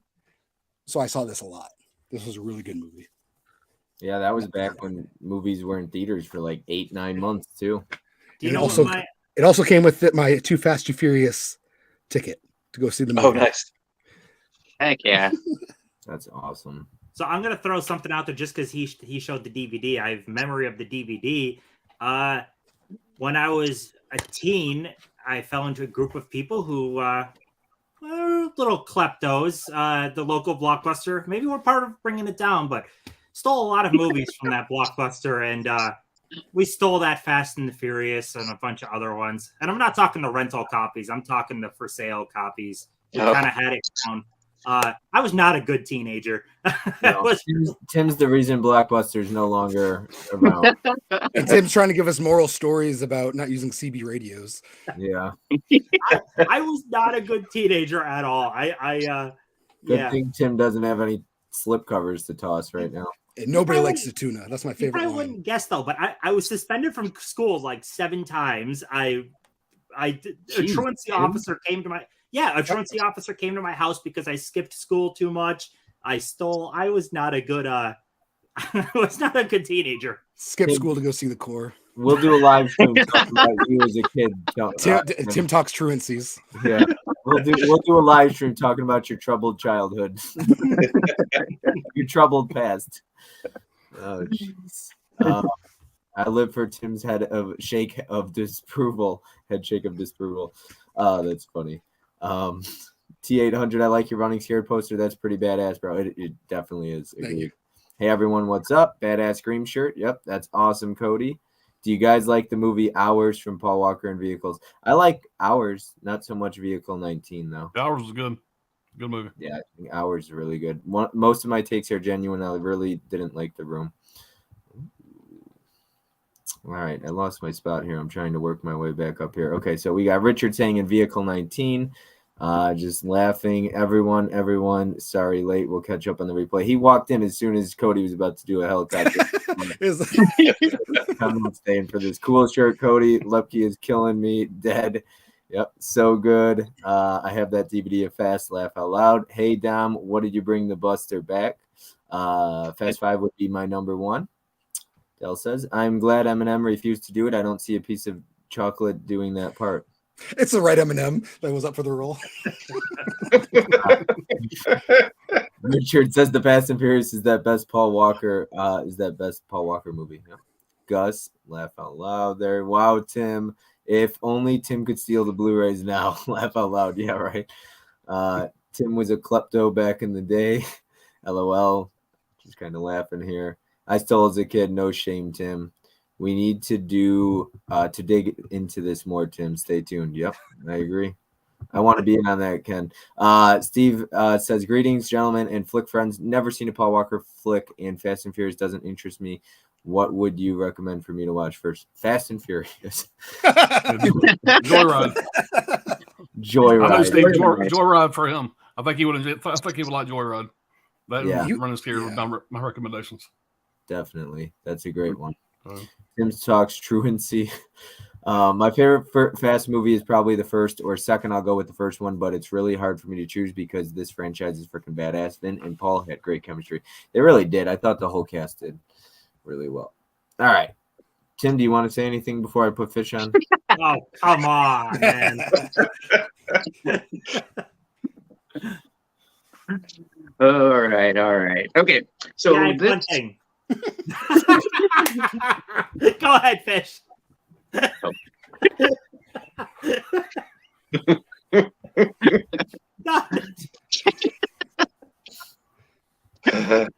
I'm doing like the Wakanda thing, actually. Whatever. Just go to Fish. All right. Well, I have loved this movie, and this is the very first time I ever saw Paul Walker in anything. He's not in it very much, but I don't know. There's something about the very first time you see an actor and you're like, wow. I actually showed a story of it on my Instagram earlier, but Pleasantville. I love this movie so much. This movie's fantastic. Like I said, he's not a huge part in it, but the character he plays is very innocent, naive. It's set in the 50s. I don't want to spoil it. Bob hasn't seen this, and I really want him to. It's on my watch list for him, so I don't want to say too much about it. But this movie's fantastic. I love this so much. Tobey Maguire, Reese Witherspoon, great cast. But yeah, Paul Walker in this, really adorable. Like I said, very innocent. Yeah, but like I said, set in the 50s. But yeah, Pleasantville, my number 1. Jeff Daniels is good in that as well. Oh yeah, absolutely. Like I said, great cast. William H. Macy, Joan Allen. Mm-hmm. Yep. Yeah, I gotta watch this. I like that movie. Fish. Tiana says. All right, Derek, what you got? I also have Pleasantville as my number 1. He plays amazing, exaggerated innocence, and while his part, like his screen time, is very small, he plays some of the most important parts in the movie, getting things going, getting some changes in the movie happening. Yeah, while his screen time is small, it is a very important part of the movie.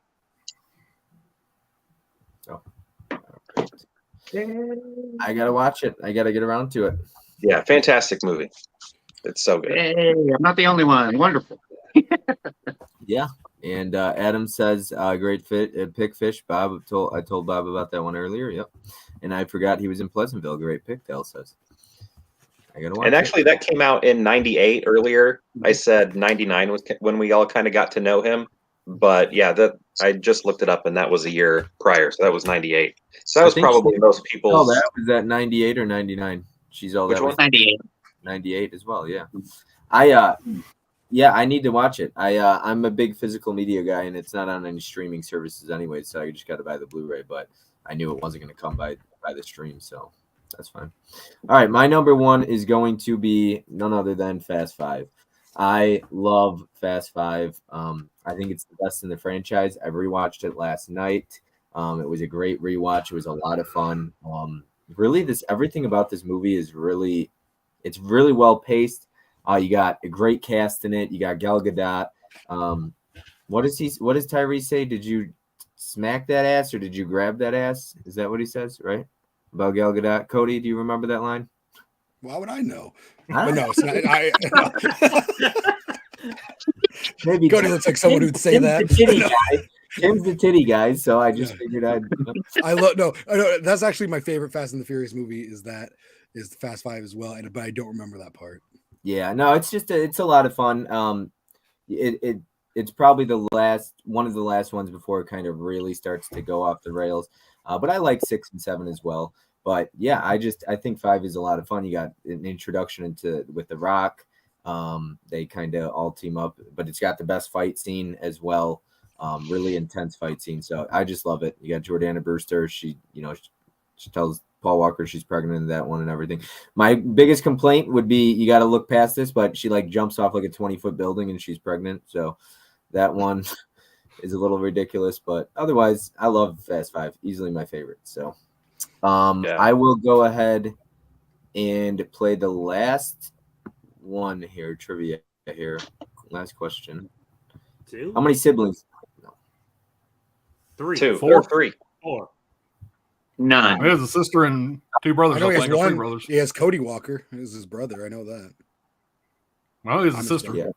Isn't it 2 brothers and a sister? He's got 2 sisters, 2 brothers. Oh. 2 sisters. Too Fast, Too Furious. Yeah, 4 siblings. Yeah, 2 Fast, 2 Furious. Yep, that's it. All right, let me catch up. I'm good on. Yep. Dell says yes, Bob. The laws of physics be damned. Yes, I love that intense train scene in the beginning. That is, yeah, I love that one. And that Ludacris. Oh, think Ludacris said that line. Yep. He's like, but I gotta know. Did you? Yeah, that was good stuff. All right, I will let you guys run through honorable mentions. We'll just do one quick round of it. Tim, go ahead and take it away. Oh, I didn't bring honorables. Everything everyone mentioned that I didn't is good. I didn't bring any honorables, but Right. There's nothing I've seen of his that I don't like besides Wasn't Crazy on Vehicle 19 and Timeline. But What about Meet the Deedles? I didn't see Meet the Deedles, and you guys have not sold me on seeing Meet the Deedles. Yeah, It's better than the it's, core. it's Oh, better than- damn. No, even I can't say that. No. Holland's just thumbs up here. All right, Pops. Tim never comes prepared, so you're up next. I didn't really bring any honorable mentions either, but I did. Oh, what's that, Bob? He's got Pleasantville. So I just bought this recently for this because I think it was on streaming, but it was real cheap on Amazon, so I went and got that. Another one I enjoyed that I just watched recently. Where's it at? It's a movie called Noel. Let me see if I can bring the. It's just called Noel, It's got Susan Sarandon, Paul Walker. I don't remember. Robin Williams has a cameo, but not really a cameo. Robin Williams is actually in this quite a bit with 2 big scenes, Oh, wow. and it's just a really good Christmas movie. I'd never heard of it.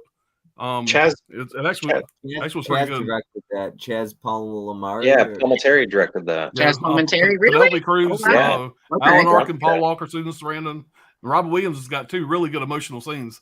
And after you see the movie, it kind of makes you sad because what happened to Robin Williams is kind of a part that I really enjoyed. Robin Williams was great in it. Kind of, I had no idea he was in it. When I started watching it, he popped up. It was like, oh wow.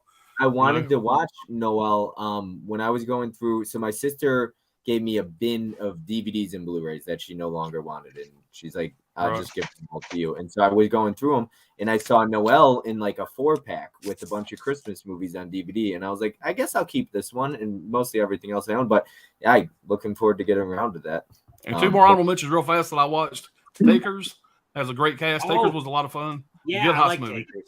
And another one I really enjoyed Pawn Shop Chronicles. Not so much just for Paul Walker, even though it was a very funny character to see Paul Walker play. The Matt Dillon, Elijah Wood scenes was just off the wall crazy. So I did not expect to enjoy Pawn Shop Chronicles.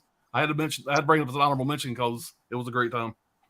Yeah, So, Tiana loves not a great Noelle. movie, but a great time. That makes any sense. Pleasantville is a Yeah. legit masterpiece. What about the Lazarus Project? What are your guys' thoughts on it? Not seen it. Never Pop seen said it. he liked It was okay. It was Looks okay. like It was Shutter kind of middle of the Island. road. Is it Yeah, like it was Shutter okay. Island at all? Plot wise? I'm not sure. I didn't see it. Not really. Maybe a little bit. Not really. Is he Like I said, it's for me. I call it kind of a throwaway movie. It's one that I enjoyed. I don't really have the need to go out and buy it or really watch it anytime soon. So it was okay. You know, Takers, good watch. you mentioned, was pretty good. I was surprised nobody had that one on their list. Takers almost Yeah, made my list. that was a Takers good would've heist movie. If you're a been fan like- of heist movies, it's a good one. Takers Great is cast. up there. I really like Paul Walker in that too, and he just does something super badass when he takes he gets the armored truck, and that's such a great scene. But I thought T.I. was great in that movie for being a rapper. Like he was a great actor in that movie. I like his music probably more than him. But all right, Cody, what you got for us?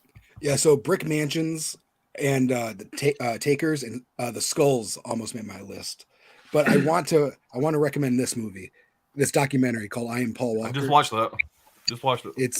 It's a great movie. It's I bought it off a Kino sale a couple years ago, so I don't know if it's still available, but it's a great documentary. And they also have one for Patrick Swayze, Chris Farley, and Heath Ledger, and they're all great. But Nice. This is a great documentary, so guys, check it out. Yeah, And really good. Heck yeah. do you have more? Sorry, I cut you off. No, that's it. Oh, okay. But yeah, all the other ones called I Am Patrick Swayze, I Am Yeah. Chris Yeah. It all started with I Am Chris Farley. I remember seeing that one in theaters, and these were like on Paramount, the channel or something when they came out. Like I Am Yeah. Heath Ledger, and I Am like every year they had a different one come out, and then the pandemic happened, and they really haven't done They haven't done one since. I'm not So- a big, Yeah. Paramount Network. Yeah, I'm not a big documentary guy, but I feel like I would really like those. yeah. I love Yeah. documentaries, especially about like actors or movies or something like that. Mhm. But, yeah, Yeah, me too. highly recommend that. A little bit, not really. Oh, I've seen that before. I'm assuming the documentary. I wonder if Amazon carries that documentary on DVD. Yeah, good question. All right, You can check Kino. Fish. Okay. Both first time watches. Yeah. Yep. Guys already talked about Takers. Talked about really intense heist movies. I love this. What got me on the cover, it says as cool as Ocean's 11. And I love Ocean's 11. It's one of my favorites heist kind of movies there. But yeah, I really like this one. Didn't make the list because I don't know. Some of them were more nostalgic for me. Like I said, I just watched this one, but everybody was great in this. T.I., Idris Elba. I really liked Hayden Christensen in this as well. Because he dropped off for a while after Star Wars, and people were hating. So also Jay Hernandez was really good in this as well. So and lastly for me, Into the Blue was a first time watch as well. Sorry, you guys talked about it earlier. Man, Scott Conn was pissing me off in this movie. Yeah, me too. Just every little thing, and he just got worse and worse as the movie went on. And I just, oh my god, it was just rage. And Paul Walker just kept going along with it, and that made me mad. Made me even more mad with that. But yeah, beautiful people, beautiful scenes, underwater, fantastic. Yeah, but yeah, that's it for me. Can you imagine movies like that and Fool's Gold and stuff in 4K? Oh, they would look so Gorgeous. Yeah. Those underwater scenes were amazing. Oh yeah. This is on Kino for $13.99 right now at the moment. Okay, It is- so we're just waiting for the sale. Waiting for And the it's- sale to hit. It's also on Amazon for $10.69 and Target for $10.69. Okay. Cool. Yeah, nice. Yeah. It'll probably be like $5 during the Kino sale. So. Yeah. Yeah. Right. All right, Derek, what you got for honorable mentions? Meet the Deedles. No, I do have Paul Walker's denim jeans in Joyride. And then also Into the Blue and Eight Below were the ones that I was considering putting on the list. Nice. Good ones. All right. I will go ahead and show off my honorable mentions here. I got a bunch of them. I got Fast and Furious 4. I like that one as well. Takers. We just did a watch long. Fish, Mizzy, Gus, and it was good. And Gus was watching something else again. Ours. I haven't opened it yet, but I really remember liking this movie. I'm upset I couldn't rewatch it because it honestly might have been in my top 5. I think Ours is maybe his best role because it's all him. Into the Blue, of course, we've already talked so much about that. Great one. And Varsity Blues. And Into the Blue is like super nostalgic for me as well because I remember seeing that in theaters when I was probably 12, 13, something like that. So yeah, another good. Gus was probably watching A Walk to Remember. He might have been. I know he's a big Mandy Moore fan. Yeah, we do. We sometimes we'll pop a movie on and we'll go like backstage on StreamYard and we'll watch a movie together and then he's watching something else. T800 a little bit, not really.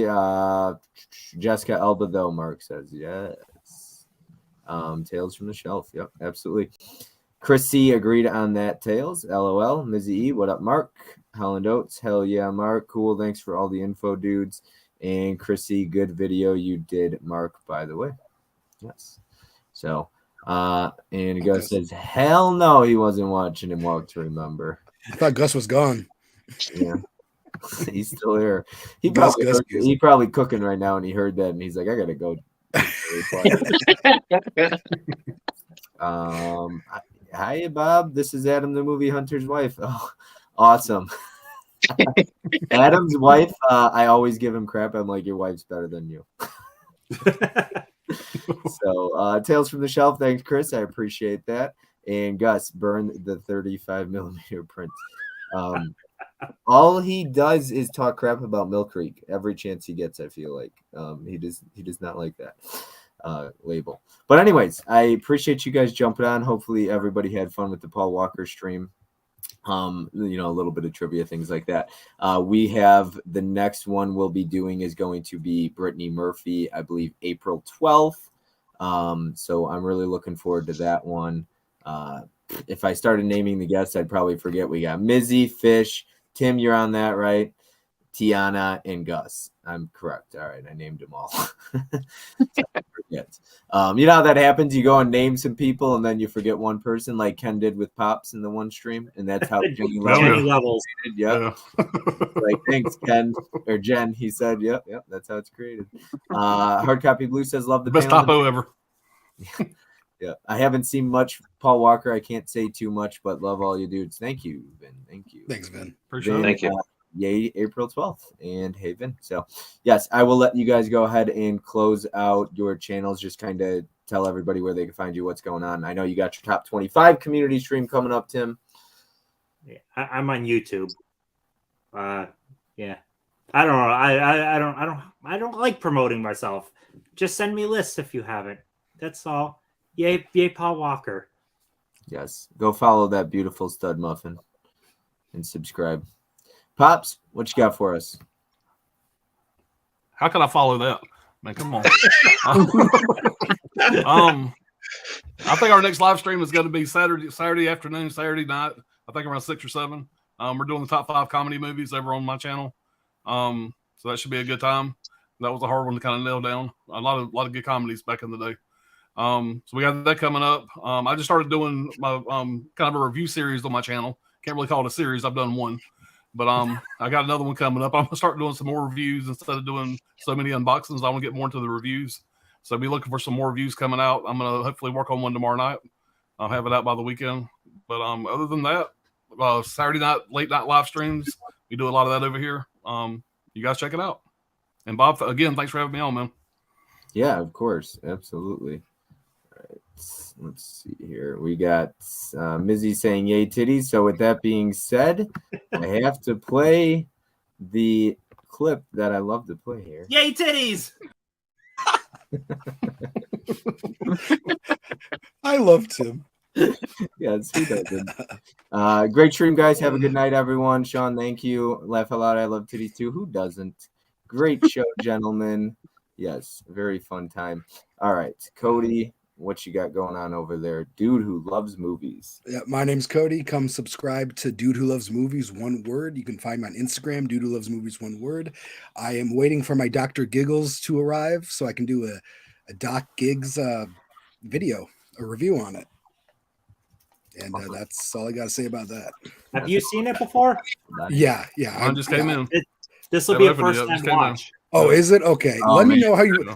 I I love it because I watched it when I was a little kid. Like I rented it and I loved it. But I'm afraid it's one of those movies that you like it because it was the time you saw it. So I don't know. I don't know if you'd like it if you saw it now. I think you would like it. Did you like The Dentist?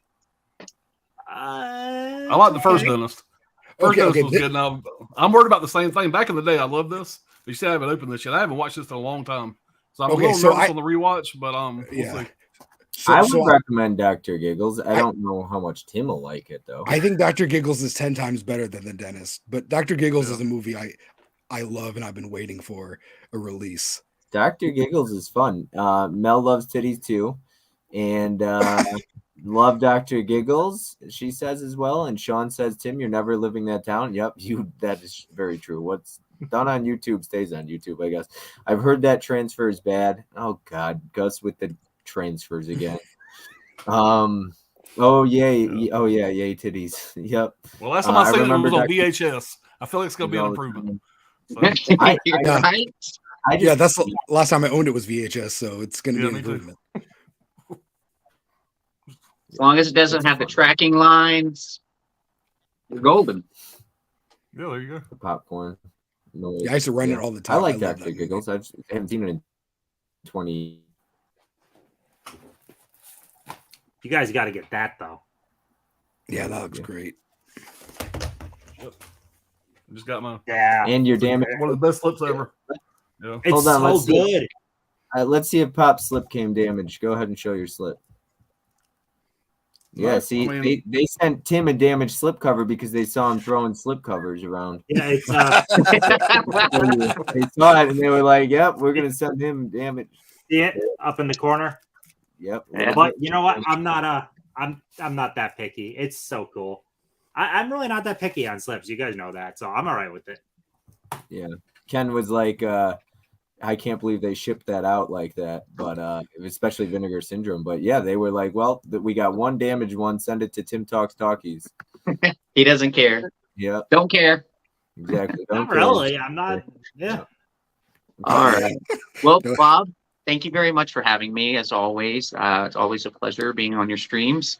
You can find me at fish_the film collector on Instagram and YouTube. I'm actually going to be on a live stream this Saturday with fans of something and a great panel of guests talking about our top 5 Lionsgate Steelbooks. So I believe that is 6:30 Eastern, 5:30 Central over on Fans of Something. So come hang out with me and Haley and Eddie and a bunch of great panel. So thanks, Bob, again for having me. I should put you on the spot and tell us everybody who's on that panel. Oh, geez. There's Tony, me, Dave. Oh, man. Man, there's like 10 of us. I can't remember everybody. I'm just playing. Lionsgate Steelbooks. Yeah, that'll be a good one. American Psycho. Those slips sold out real quick. Yeah, they did. They didn't even last a day, did they? It lasted hours. It was hours. Known in Yeah. before slip, no dip. I actually I've grabbed seen- this one on Orbit DVD, where I got this one from. They had like a little restock. Oh, okay, gotcha. And Derek, what about you? What's going on over at your channel? So yeah, my name's Derek. Pure Hangout. Got a YouTube. Got an Instagram. I do a lot of ranking videos. Just finished up a 5-day series where I ranked my wife's movie collection. I'll be going back to ranking my collection tonight. Also, if you do follow me on Instagram, I will be posting in my stories. I'm a part of a mustache competition right now, and I'm doing pretty well so far, but I think I need some votes. So yeah, I'll have that in my stories if you're on Instagram. If you think I have a good mustache, anyway, vote for me. I voted for you first round. Same. Yeah, I'm gonna put the second round in my stories tonight after this. It's an awesome. You got my votes, Mr. President. All right, well, that is all. I guess I'll just announce. I think next week I'm gonna have Mel on for the Physical Media Collectors Hall of Fame, so that'll be fun. As she calls it, it's gonna be a roast, but that's not. But yeah, it's gonna be a lot of fun. I think the chat will enjoy what I have planned for Mel. So I want to just watch 10 minutes of Mel laughing. You just Laugh gotta, tracks. I think if I did a 10-minute video of her just laughing, she would kill me. She would have my ass. Yeah, absolutely not. I would not live like you would be like, wow, Bobby hasn't been around in 2 weeks. It's the last stream. Be like, yeah, and she doesn't live far from me, so she probably would kill me if I did that. I could see it happening. How much does anyone beat Pure? How does anyone beat Pure Hangout in a mustache competition? In the mustache community, mine is very weak. Oh, I don't know. Mizzy says, good night, everyone, in my killer podcast. That would be so annoying. I think that's the first time I ever heard the word mustache community. The words, but I It's the guess second one I'm a part of. Yeah. See, I'm telling you, like the Mel thing, everybody wants a he says don't risk it, Bob. She will have your ass for breakfast. Wow, guys. That would be the best. But yeah, I feel like everybody wants a laugh track of Mel's. So she thinks it would be annoying, but people would love it. Her laugh is so infectious. Everyone loves it. You know, it's a good stream when she's laughing. Yeah. Yeah. Well, stay tuned. I got some special things planned for Mel. Don't worry about that. So you'll want to be there. It'll be a good time. All right, everybody. Until next time, you can do one, but it will be so bad. Good. I got permission. Perfect. All right. 10 minutes it is. All right. Tim said 10 minutes it is. Okay. So, all right, guys. Everybody have a great night. Thank you so much for being here. I really appreciate you guys. And Bye. until next time, everybody, have a good one.